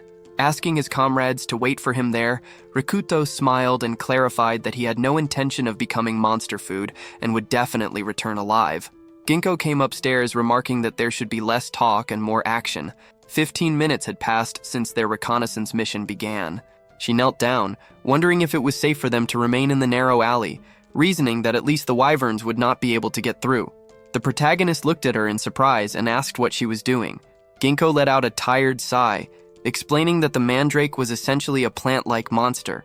She warned that if the main character tried to pull it out, it would emit a loud scream, and those who were too close could die from its cry. Rikuto remembered something, stating that he recalled a mandrake being shown in a movie once. Ginkgo used a knife to write on the ground, warning them not to pull it out. The protagonist was stunned, realizing she was writing a warning on the ground. He then paused as he remembered the previous warnings, understanding they had been left by Ginkgo. She stood up and pointed out that the main character knew nothing about this world, questioning why he had even volunteered for the mission. She suggested that if Rikuto wanted to play the hero in front of a woman, he should stop, as it looked bad. The protagonist replied that he had no intention of playing the hero in front of her. He simply wanted to gain their group's trust. He stated that if that meant taking a risk, he was willing to do so, as the group's power and possibilities were absolute, and staying with them was essential for survival. The main character also thought that thanks to Takeshi's presence, the others were no longer bothering them as much. The protagonist smiled and asked if that was not a reasonable explanation. Ginko closed her eyes and snorted with a smile. Leaves flew quickly away from a powerful gust of wind. She then turned with great speed and brought her foot toward the main character's face with the intention of attacking. Rikuto instantly slid backward to evade. Ginko angrily screamed that his concept of rationality made her laugh. She spun around in the air and approached the protagonist, leaning a hand on the ground to jump up. Ginko kicked, but the main character managed to raise the pipe in front of him and block the attack. She then landed a series of multiple attacks. Rikuto thought that her speed was simply unbelievable, but that her fighting skills were rather mediocre. He noted that all she was doing was trying to knock the iron pipe out of his hands. The protagonist calmly lowered the pipe and froze. Ginko sternly grabbed him by his jacket and threw him to the ground with great force. She then brought a knife to his neck. Kneeling down, Ginko noted that, just as she had said, he was very weak. She then instantly jumped to the side, grabbed the fence on a balcony with her hand, and leaped to another building. Ginko landed on the roof, stating that the main character would only be a hindrance. She ordered him to return to the others before the Wyverns could notice him. Rikuto asked her to stop, exclaiming that no matter how strong she was, it was reckless for her to go alone. He acknowledged that Ginko dealt with monsters, but insisted that these were too dangerous. He admitted that he did not know where she had been or what she had seen, but he warned that her arrogant attitude could cost her her life. Ginko smiled and asked if he had already forgotten who had defeated him just a moment ago, clarifying that she had no intention of listening to advice from the weak. She ordered him to return to the others, stating that she would proceed on her own before quickly jumping to the side. The protagonist calmly looked up, clenching his hand into a fist. After a while, Ginko surveyed the area through her binoculars. She noted that there were only 3 wyverns, which was not a large number. It seemed this part of the area was still safer than others. Ginko calmly exhaled as she lowered the binoculars. She looked at a map and remarked that they were lucky this time. Since there were not very many of them, she reasoned that if they moved quietly and stayed out of their line of sight, they could pass safely and acquire the necessary supplies. Ginko then jumped down, announcing that the reconnaissance was complete and it was time to return. She expressed her hope that the fool had made it back on his own, though, given his strength, she wondered if perhaps she should not have let him go alone. Ginko bounced off a series of balconies and landed on the ground. Looking at the map, she thought that this path seemed to lead to the station and was more or less safe. She then noticed a wyvern standing behind a wall with 3 small wyverns in front of it.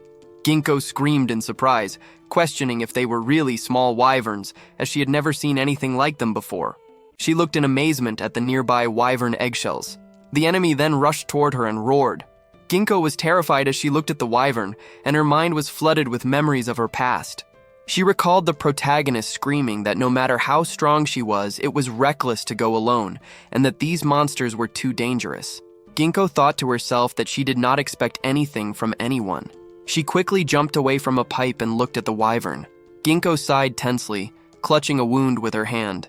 She reflected that everyone around her saw her as strange, likely because of her hair and eye color and her exceptional physical abilities. She grabbed the pipe with her hand and screamed before instantly flying down. She thought that she never had anyone she could rely on and that it had always been that way. Ginko then remembered the past, seeing a vision of students talking about something with smiles on their faces. The students sitting at their desks erupted in laughter. A girl raised her hand and offered a clarification, questioning if the cause of the commotion was not Ginko and remarking on how much she irritated her. The other girl agreed, exclaiming that because Ginko had a pretty face, she possessed very high self-esteem. She added that while Ginko's hair and eyes were creepy, the students had also heard that she sold her body. After a while, a scream was heard from the playground. A boy sitting on the ground noted that you could not tell Ginko was a girl from her appearance. She ordered a group of bullies to disappear, and they quickly ran to offer their apologies. Ginko then asked how the other students were, confirming that she and they were fine. The students, however, shook with fear and interrupted Ginko, begging her not to touch them. With tears in her eyes, one of them called Ginko a damned fool. Ginkgo looked sternly at the ground as the students walked away. She thought that everything was as it should be. No one cared about her, and she had stopped expecting anything good from people. She emerged from her memories and pushed herself up, leaning her hands on the ground. Ginkgo reflected that she had always lived this way and would continue to live this way until the very end. She then remembered the past again. Ginkgo's mother, Fuyuse Yukina, had told her daughter not to worry, calling her a good girl. She had assured her that someday there would be people in her daughter's life who would be able to see her true worth, and they would become Ginkgo's true friends.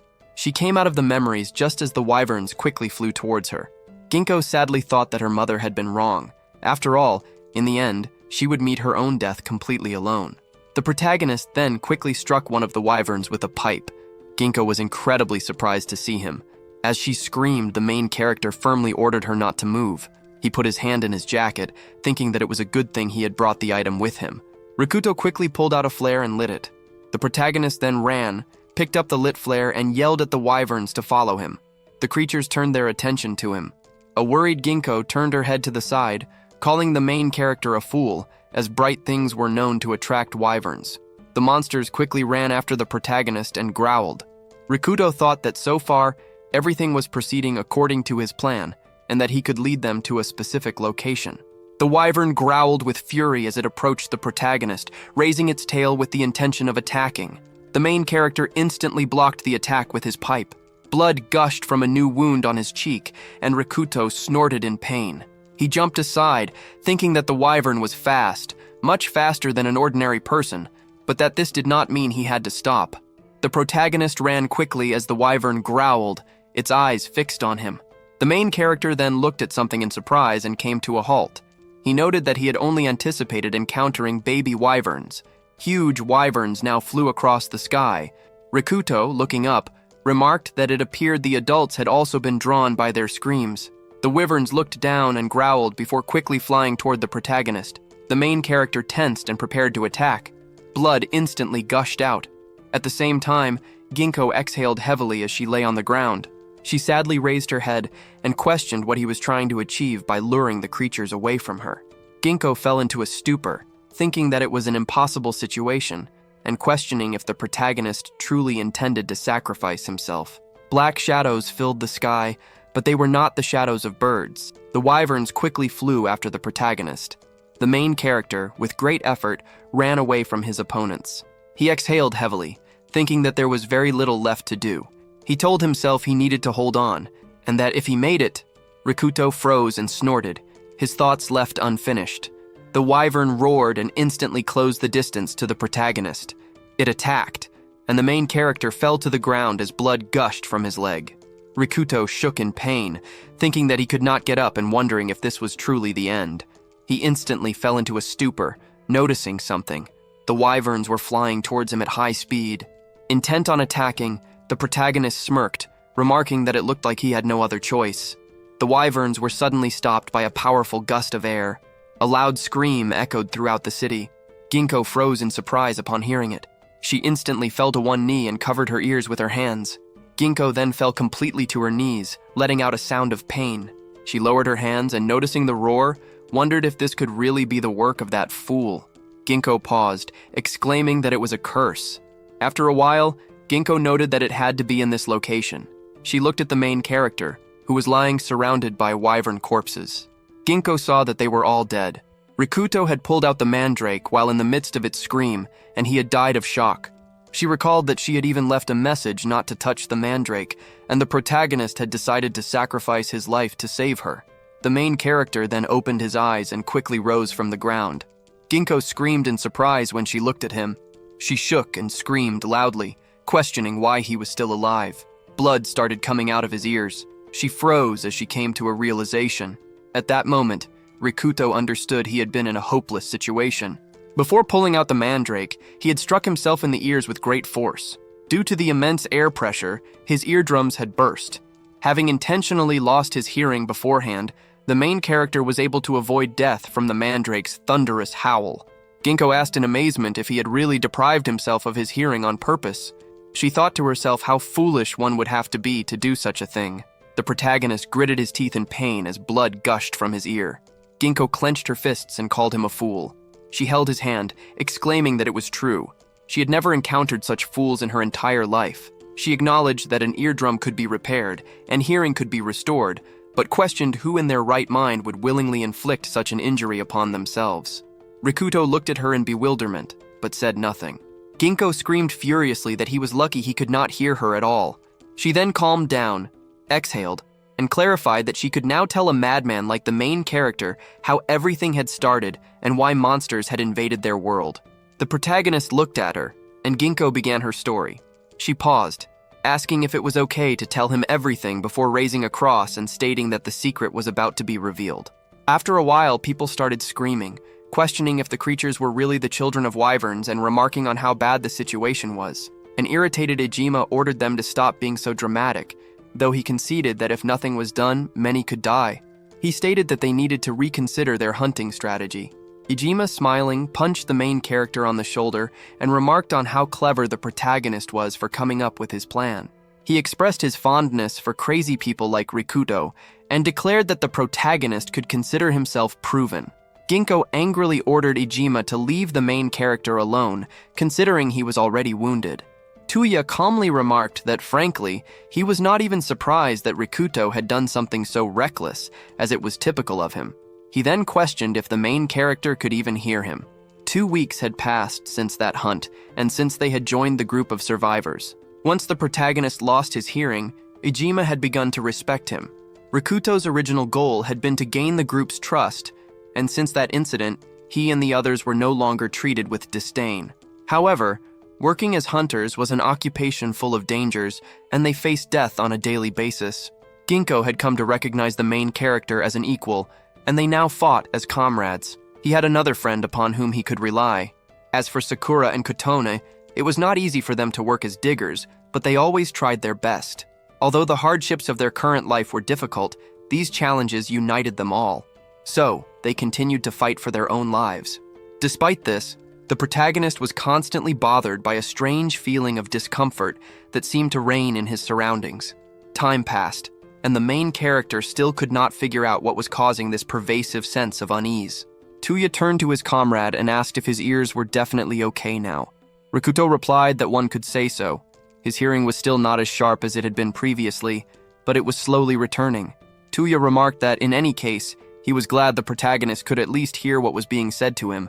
He then continued, wondering how they were supposed to live underground like moles. The main character turned his head to the side, questioning who could possibly know the answer to that.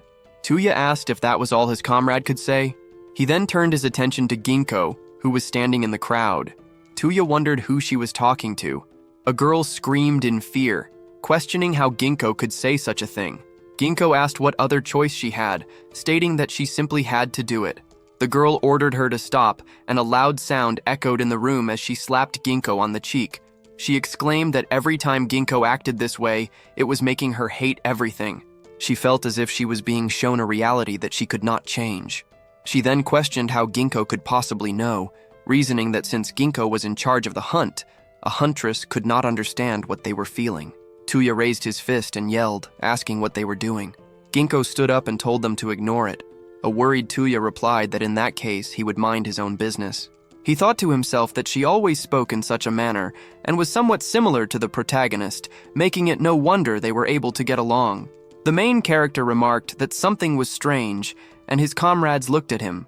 Rikuto clarified that while Ijima and his friends were always in high spirits, everyone else around them was in a terrible, depressed state, giving the example of the girls who had just run away. He questioned if the mood in the group had not been rather tense lately and if something was brewing. Ginkgo confirmed this, replying that bonuses would be handed out soon. A surprised Tuya clarified that he had heard about them from Ijima's friends, understanding that those who worked hard would receive rewards from Hisaki. Ginkgo then added that, more importantly, she had something to discuss with the protagonist. Tuya quietly asked if she had finally decided to confess her love to the main character. Ginkgo sternly grabbed Tuya by the hair, noting that she had been closely observing Rikuto for the past 2 weeks. She stated that perhaps the protagonist could be trusted and asked him to follow her. Meanwhile, in the mine, Sakura asked if her friend's leg was hurting much. Kotone, sitting on the ground, disagreed, replying that everything was fine now. Thanks to the bandages Hisaki had brought her, she thought she might be able to walk at least a little. Sakura joyfully exclaimed that this was very good news, admitting she had been very scared when her friend had twisted her leg. They remarked on how lucky they were that Hisaki had turned out to be such a nice person. Kotane, smiling, agreed that it was true. Some time ago, Hisaki had commented that, as expected, the girls were not handling the excavator's work. He had told them not to worry, however, as he would reassign them to the kitchen, thinking they would be much more useful there. Currently, Sakura enthusiastically raised her hands and shouted that they would be able to cook in the kitchen without any issues, and that they could say goodbye to the dirty trenches. Kotone looked away tensely, wondering why everyone was looking at them with expressions of pity. Sakura called out to her and suggested they tell the others everything. After some time, they stopped in front of a tent entrance and announced their arrival. Tuya turned his head and asked if they had finished their work already. The protagonist then asked what Ginkgo had wanted to talk to him about. Ginkgo calmly exhaled and clarified that she had wanted to speak with him alone, but since the main character insisted on having others present, then she would get straight to the point. She questioned if they were not interested in knowing the whole truth about the disaster, specifically how it all began. Tuya yelled in surprise, asking how she knew about their interest. Ginkgo stated that while she did not know everything, she knew exactly how and with whom it all started. She revealed that there was a culprit who had initiated everything, and his name was Sorato. The protagonist and Kotone were stunned by this revelation. Ginkgo remarked that it seemed they were related after all. She explained that at first, she had thought they just shared the same last name, but it appeared the world was a small place. A surprised Tuya asked if the protagonist had an older brother, stating that he had not even known. The main character confirmed this, clarifying that he had a half-brother. Tuya exclaimed in amazement, saying he had not thought the white-haired guy was Rikuto's older brother and questioned if Sorato had bullied the protagonist. The main character calmly replied that it was all in the past and of no consequence. Kotone sadly placed a hand to her chest as she remembered Sorato beating the protagonist. The main character raised his hand and clarified that he just could not understand how Sorato could have caused the entire disaster, as it sounded absurd. Ginkgo noted that this was not surprising. If she had not known everything herself, she would not have believed it either. She stated, however, that she was sure of one thing. Sorato was the key figure in causing the disaster. The narrative then flashed back to exactly 1 week before the cataclysm. Ginkgo was shown lying on a couch, looking at her phone. She was surprised, noticing that it was him again. Ginkgo thought about slimes, golems, and wyverns. She had died at their hands many times before, but now everything was different. Ginkgo knew the weaknesses of each of them, and was now certain she could defeat them. She recalled that slimes were weak to fire, and one needed to strike the golem with the letter E directly in the head. Wyverns, she remembered, loved everything shiny and could be easily distracted, allowing one to quickly move past them. The one that still posed a problem for her, however, was the Lich. He was much stronger than those she had previously fought, but even he possessed a weakness to silver. She knew that if you pierced him with a silver spear, he would die. Ginkgo happily cried out in triumph. She smiled, reflecting that the game her mother had made was truly addictive. A player had to think through every battle, and the levels were not particularly easy. Ginkgo quickly put on her jacket and screamed, realizing she had spent a very long time playing the game and was now extremely late. The game Mythical Summon System was still open on her phone. Sometime later at a hospital, Ginkgo was walking down a hallway. She looked away, noting that her mother's room should be nearby. She then fell silent, noticing that the door was slightly ajar. Inside, Sorato asked if that was her final answer. A sad Yukina confirmed that it was. Sorato, smiling, questioned if she even realized that he was FN's largest shareholder. Yukina sternly replied that she knew very well who he was, but her answer would remain unchanged. She stated that she had left FN a long time ago, and was now just an ordinary woman who did not have much time left. She requested that he just leave her alone. Sorato laughed and yelled, questioning if that was truly the genius programmer of FN speaking. He stated that she was one of the few people he respected, and that the mythical summoning system was the very foundation of FN. He reminded her that she was the one who had created it and told her she did not have to worry. He proposed that she just had to give him the game, and in return, he would provide her with the best care and the best doctors from all over the country, asking if that did not sound tempting. Yukina lowered her head and remained silent. Sorato clarified if she was still resisting. He noted that he had been addressing her as a sign of respect, but the mythical summoning system, like the entire company, already belonged to him. He explained that the materials Yukina had left behind before her resignation would be sufficient to launch it. He warned that very soon she would see their world change radically, and that he would be the one to initiate these changes. He expressed his hope that she would not regret her refusal. Yukina looked at him calmly but said nothing. Sarada walked past Ginkgo and laughed. Ginkgo then entered the room and asked who that idiot was. Her mother, happy to see her, noted that her daughter had decided to visit that day. Yukina replied that this was not so important. What was more important was whether Ginkgo had been at school that day. Her daughter immediately began to shake with fear. She turned her head to the side and replied that she had not. Her mother then asked for the reason. Ginkgo irritably crossed her arms, exclaiming that she was surrounded by idiots in her class and that school was incredibly boring. Yukina agreed, stating that her daughter was different from others, but warned that with such an attitude, Ginkgo would never make any friends. Ginkgo snorted in irritation. Her mother then put her fingers to the corners of her own lips and asked her daughter to smile, reminding Ginkgo not to forget to do so. She explained that a smile attracts people and improves one's own mood. Ginkgo sheepishly asked her mother to stop, finding it shameful. She declared that friends were nothing but trouble and that she lived very well on her own, without them. Yukina, with a smile, clarified her daughter's statement, questioning why, if she lived so well alone, Ginkgo always helped those in need. Her mother laughed and told her daughter not to worry, calling her a good girl. She expressed her certainty that one day her daughter would meet people who would truly understand her and that Ginkgo would make very good friends. The daughter sighed tiredly and asked her mother to stop. She suggested they talk about something more exciting, like the game her mother had made a long time ago. Yukina clarified if she meant the mythical summon system, remarking that it brought back memories. She then asked how far her daughter had progressed in the game. Ginkgo joyfully exclaimed that on that very day, she had finally defeated the Lich, who was the boss of the northern region. Her mother shouted with great happiness, calling the achievement amazing. She commented that she had made the boss quite difficult. Ginkgo interrupted her, clarifying that she had defeated him in the end. She added that the game was really cool. Even though the monsters were classic, they changed after each rebirth. She also noted that it was set in modern times, something she had never seen before. What appealed to Ginkgo most was the absence of magic or other typical fantasy elements in the game. To win, a player had to use their wits and the tools at hand. Ginkgo then asked with some irritation if her mother had modeled the heroine, Sylvia, after her. Yukina laughed and exclaimed that she thought her secret had been discovered. Ginkgo shouted that even though the game was not yet finished, if it were released now, it would be a massive hit.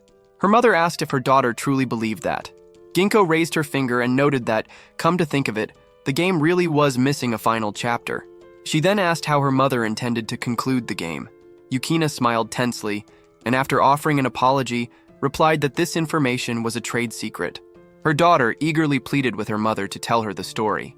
Ginkgo thought that she probably did not have much time left to spend with her mother, which is why she had decided to spend every free minute with her. But suddenly, the end of this world arrived.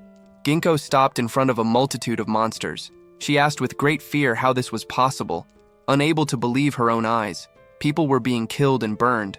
It was pure chaos. This was a new reality that Ginkgo's brain could not accept. She looked at the unfolding events with amazement, questioning what was happening. She then noticed the phones lying on the ground. Ginkgo screamed as she realized that monsters had crawled out of the phones and started attacking people, and that these were the same monsters she was now seeing. It felt as though she had seen them before. Lizardmen, black dogs, harpies. They were definitely enemies from the game, from the mythical summoning system, the very game her mother had created. Ginkgo was stunned as she remembered her mother. She began to run quickly, shouting that she had to find her mother immediately. She knew that given Yukina's condition, she could not have gotten far from the hospital. Ginkgo then stopped and turned her head to the side as she heard a scream. A student, sitting next to the corpses of her comrades, was asking for help. Ginkgo remembered how this same student had previously shouted at her not to come any closer. Ginkgo snorted in irritation and ran toward the student, her mother's words echoing in her memory. The monster turned its attention to her with fury, running towards her at great speed and raising its weapon. Ginkgo was stunned, thinking that these monsters genuinely wanted her dead. This was no longer a game. This was reality. The monster swung its weapon with great force. Ginkgo fell to one knee, thinking that she needed to pull herself together. She reasoned that if this was the same goblin from her mom's game, a type of monster she had killed in droves, then its weak spot had likely not changed. She then kicked the goblin between its legs. It screamed and fell to the ground. Ginkgo instantly ran towards the second enemy. She struck the goblin's neck, thinking to herself that while the creatures were certainly a little stronger than an ordinary person, they possessed very little endurance. She concluded that if she dealt with them individually, they would be unable to harm her. The remaining goblin looked fearfully at the approaching Ginkgo. She quickly wrapped her arms around its neck, pressed her hand on it, and the goblin instantly fell to the ground. She turned around and, looking at the student's corpse, remarked that she had been too late. Ginkgo gritted her teeth in fear and asked for the girl's forgiveness. She then picked up her knife and ran to the side. Ginkgo thought that no matter where she looked, hell had literally manifested on the city streets. But she resolved to walk forward, no matter what, for her mother's sake. Ginkgo prayed to God that Yukina was still alive. She resolutely plunged her knife into a monster's body. She then let out a tired sigh, exclaiming that there were a lot of freaks in the hospital as well. Ginkgo ran down the hallway at high speed. Thinking only of her mother, she quickly opened the door to her room and called out her name. Ginkgo looked at the empty ward and screamed, questioning if she was really not there. She noted that there were no corpses or traces of blood in the room and wondered if perhaps her mother had managed to escape. Her daughter then noticed sounds coming from a closet. Ginkgo opened the closet doors and looked at her mother. Yukina, looking at her laptop, screamed that she had relaxed too much. She stated that if only she hadn't... She paused as Ginkgo turned to her. Yukina then shouted with great tension that she did not think he would be able to bring this world to life. She admitted that she had underestimated Serato. She theorized that if everything was proceeding as she supposed, all the phones and computers around the world would fail. She considered herself lucky, however, as she had a laptop with an isolated network, and with it, she could accomplish her goal. Ginkgo interrupted her, calling out her mother's name. A very scared Yukina looked at her daughter. Ginkgo joyfully exclaimed her thanks to God that her mother was alive. She urged that they needed to run, immediately, as there was chaos everywhere, and it was not safe in the hospital. Yukina looked sadly at the computer screen and stated sadly that she could not leave. She explained that she had to do something very important, as everything that was currently happening was her fault. Ginkgo furiously grabbed her mother by the shoulders, interrupting her to shout that she did not understand what Yukina was talking about. She insisted that they needed to get out of there right now, warning that the monsters were real and would kill her mother. Yukina took her daughter's hand and replied that Ginkgo was right. They had to leave, as it was too early for her to die. Suddenly, a monster's huge tail rose up. Ginkgo looked in fear at the creature that had just broken through the wall, screaming that it was a giant scorpion. She recognized it as one of the game's difficult bosses and questioned why it had appeared in this specific location. The scorpion then placed its paw on the laptop. Yukina fearfully extended her hand and screamed. Ginkgo raised her own hand and ordered her mother to step back. Yukina burst into tears as the scorpion raised its paws. Ginkgo raised her knife, thinking that she had to protect her mother, no matter the cost. Yukina turned sadly to her daughter, and Ginkgo ordered her mother to stand aside, insisting she could handle the situation. Ginkgo thought about the creature's hard shell and its incredible agility, which made its movements difficult to predict. She could not even remember how many times it had killed her in the game. However, Ginkgo knew its weak spot was its brain. There was one specific place on its head where the shell was much thinner. A single hit there would be enough to finish the scorpion, but she also knew that just one mistake would result in her being either ripped apart by its pincers or stung with its poison. She wondered what to do, considering if she might be able to get around it. Yukina covered her mouth with her hand and coughed, crying and asking for forgiveness. Ginkgo thought that if she were alone, she might be able to escape, but her mother would not be able to do so. Therefore, she had no other choice but to fight.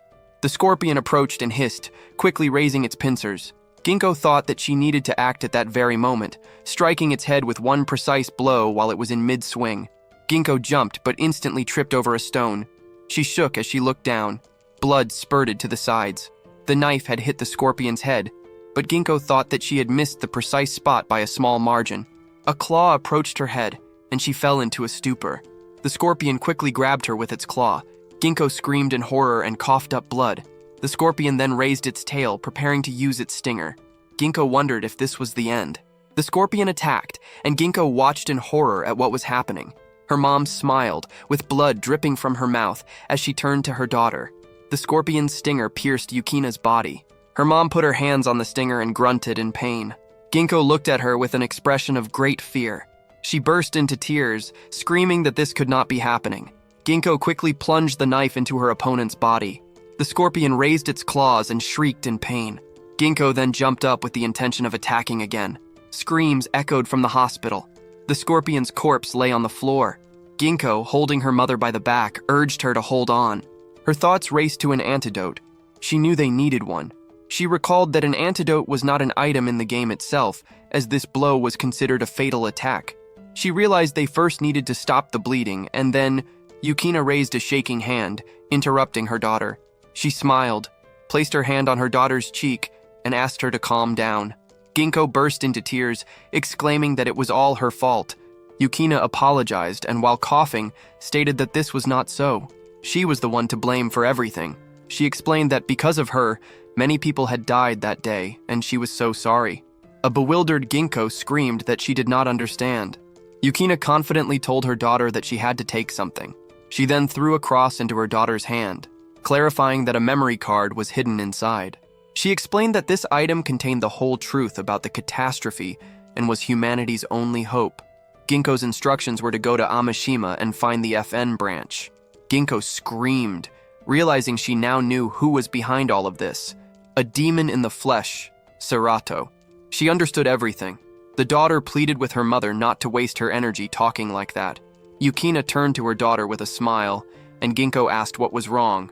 Her mother, with the last of her strength, said that she loved her and that Ginkgo was her precious daughter.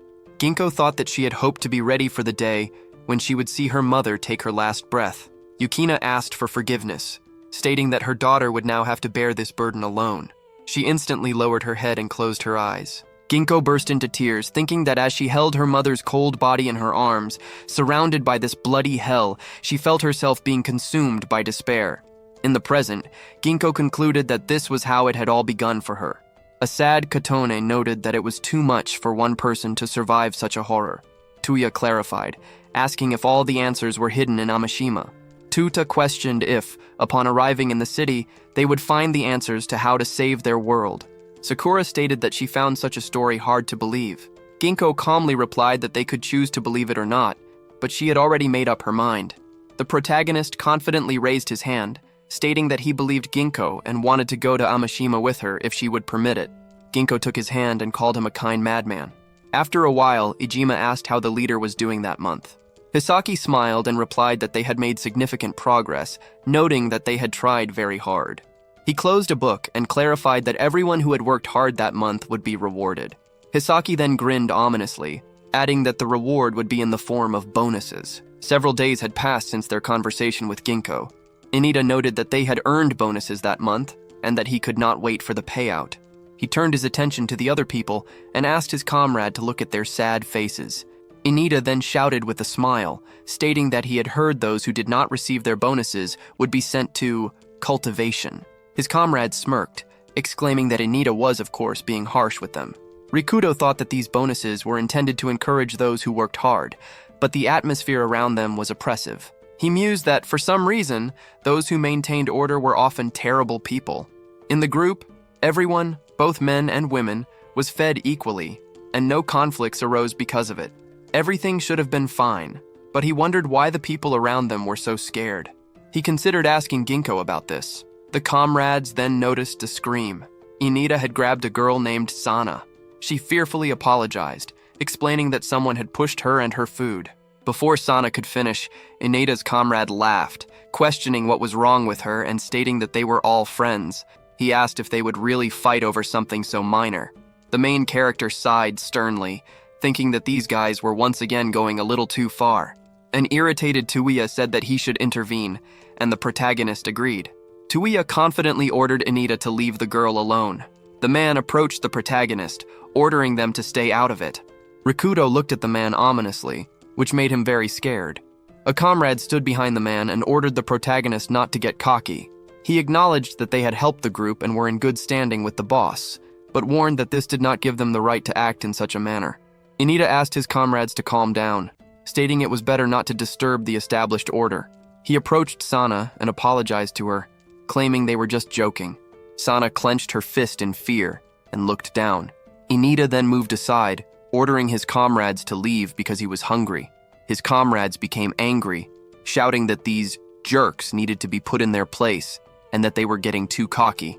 Inita grinned ominously and ordered them to leave the newcomers alone, stating they would soon learn the order the boss had established. Tuya questioned what they were even talking about. The main character then extended his hand to Sana and asked if she was able to stand up. Sana, with tears in her eyes, shook with fear. Her father then struck Rikuto, ordering the freak to get away from his daughter. A stunned Tuya questioned the man's actions. Sana pleaded with her dad to stop, yelling that the boys had, on the contrary, saved her and that they were not bad people. Her dad decisively raised his fist and told his daughter to step back, stating he knew very well that they were just like everyone else. The protagonist questioned if this man was her father. He then asked why, if the father had seen everything, he had not intervened to save his daughter from the very beginning, questioning if it was not a parent's duty to protect their own children. The angry father ordered the main character to be quiet, raised his arms to his sides, and yelled that Rikuto knew nothing. Sana wrapped her arms around her dad's body, asking him to stop. She explained that it was thanks to the hunters that she and her dad were still alive, and that she was okay, asking if he could see that. For that reason, she pleaded with him to stop. Her dad knelt down and hugged his daughter, asking for her forgiveness. Tuya placed a hand on the main character's shoulder and suggested they leave. At the same time, another guy put his hands to his head in fear. He lowered his head in dismay, screaming that this could not be happening, and that this time, they would surely send him to be raised. Kotone, smiling and holding a tray of food, asked if he was feeling unwell. The guy noticed Kotone's happy expression, shyly raised his hands, and replied that everything was fine. Kotone remarked that she was glad to hear it and offered him something to eat. The guy fearfully asked her to stop, clarifying if she worked in the kitchen. A surprised Kotone confirmed this, replying that she had started that very day. The guy smiled, noting that even she had been sent there. Kotone explained that, unfortunately, she could no longer help the group in her previous role, so she would now try her best in the kitchen. Sakura happily raised her hand and screamed that they needed to hurry because Rikuto was waiting for them. Kotone replied that she was already on her way. The guy, holding a plate, remarked on her beauty. He then laughed madly, stating that eventually she would meet the same fate. After some time, the main character stated that something was wrong in that place. He explained that they had been living there for about half a month, but he could not shake a persistent, uneasy feeling. Tuya calmly agreed with his comrade. He crossed his arms, noting that the atmosphere in the group was becoming more unsettling every day, so much so that he no longer wanted to stay there. Tutu clarified that it had all started with the bonuses, questioning what they even were. The protagonist looked at Ginkgo, stating that she had been there longer than they had, and asked what it all meant. Ginkgo lowered her head. Sakura then arrived, smiling and holding a tray, yelling that they must be hungry. Kotone noted that they had worked very hard that day. Tuya happily thanked them and Tutu smiled, exclaiming that he really was very hungry. Ginkgo asked with great fear why the girls were delivering food. Kotone replied that from that day on, they were working in the kitchen, as she had recently injured her leg while working as a digger. Sakura added that Hisaki had kindly reassigned them. She apologized, stating that their comrades worked hard every day, yet they could not even perform their jobs as diggers properly. Tutu raised his hand, saying that sending them to dig in the mine in the first place had been a bad idea. Ginkgo was extremely angry, thinking to herself that Hisaki was a jerk. Deeply worried, she ran for the exit.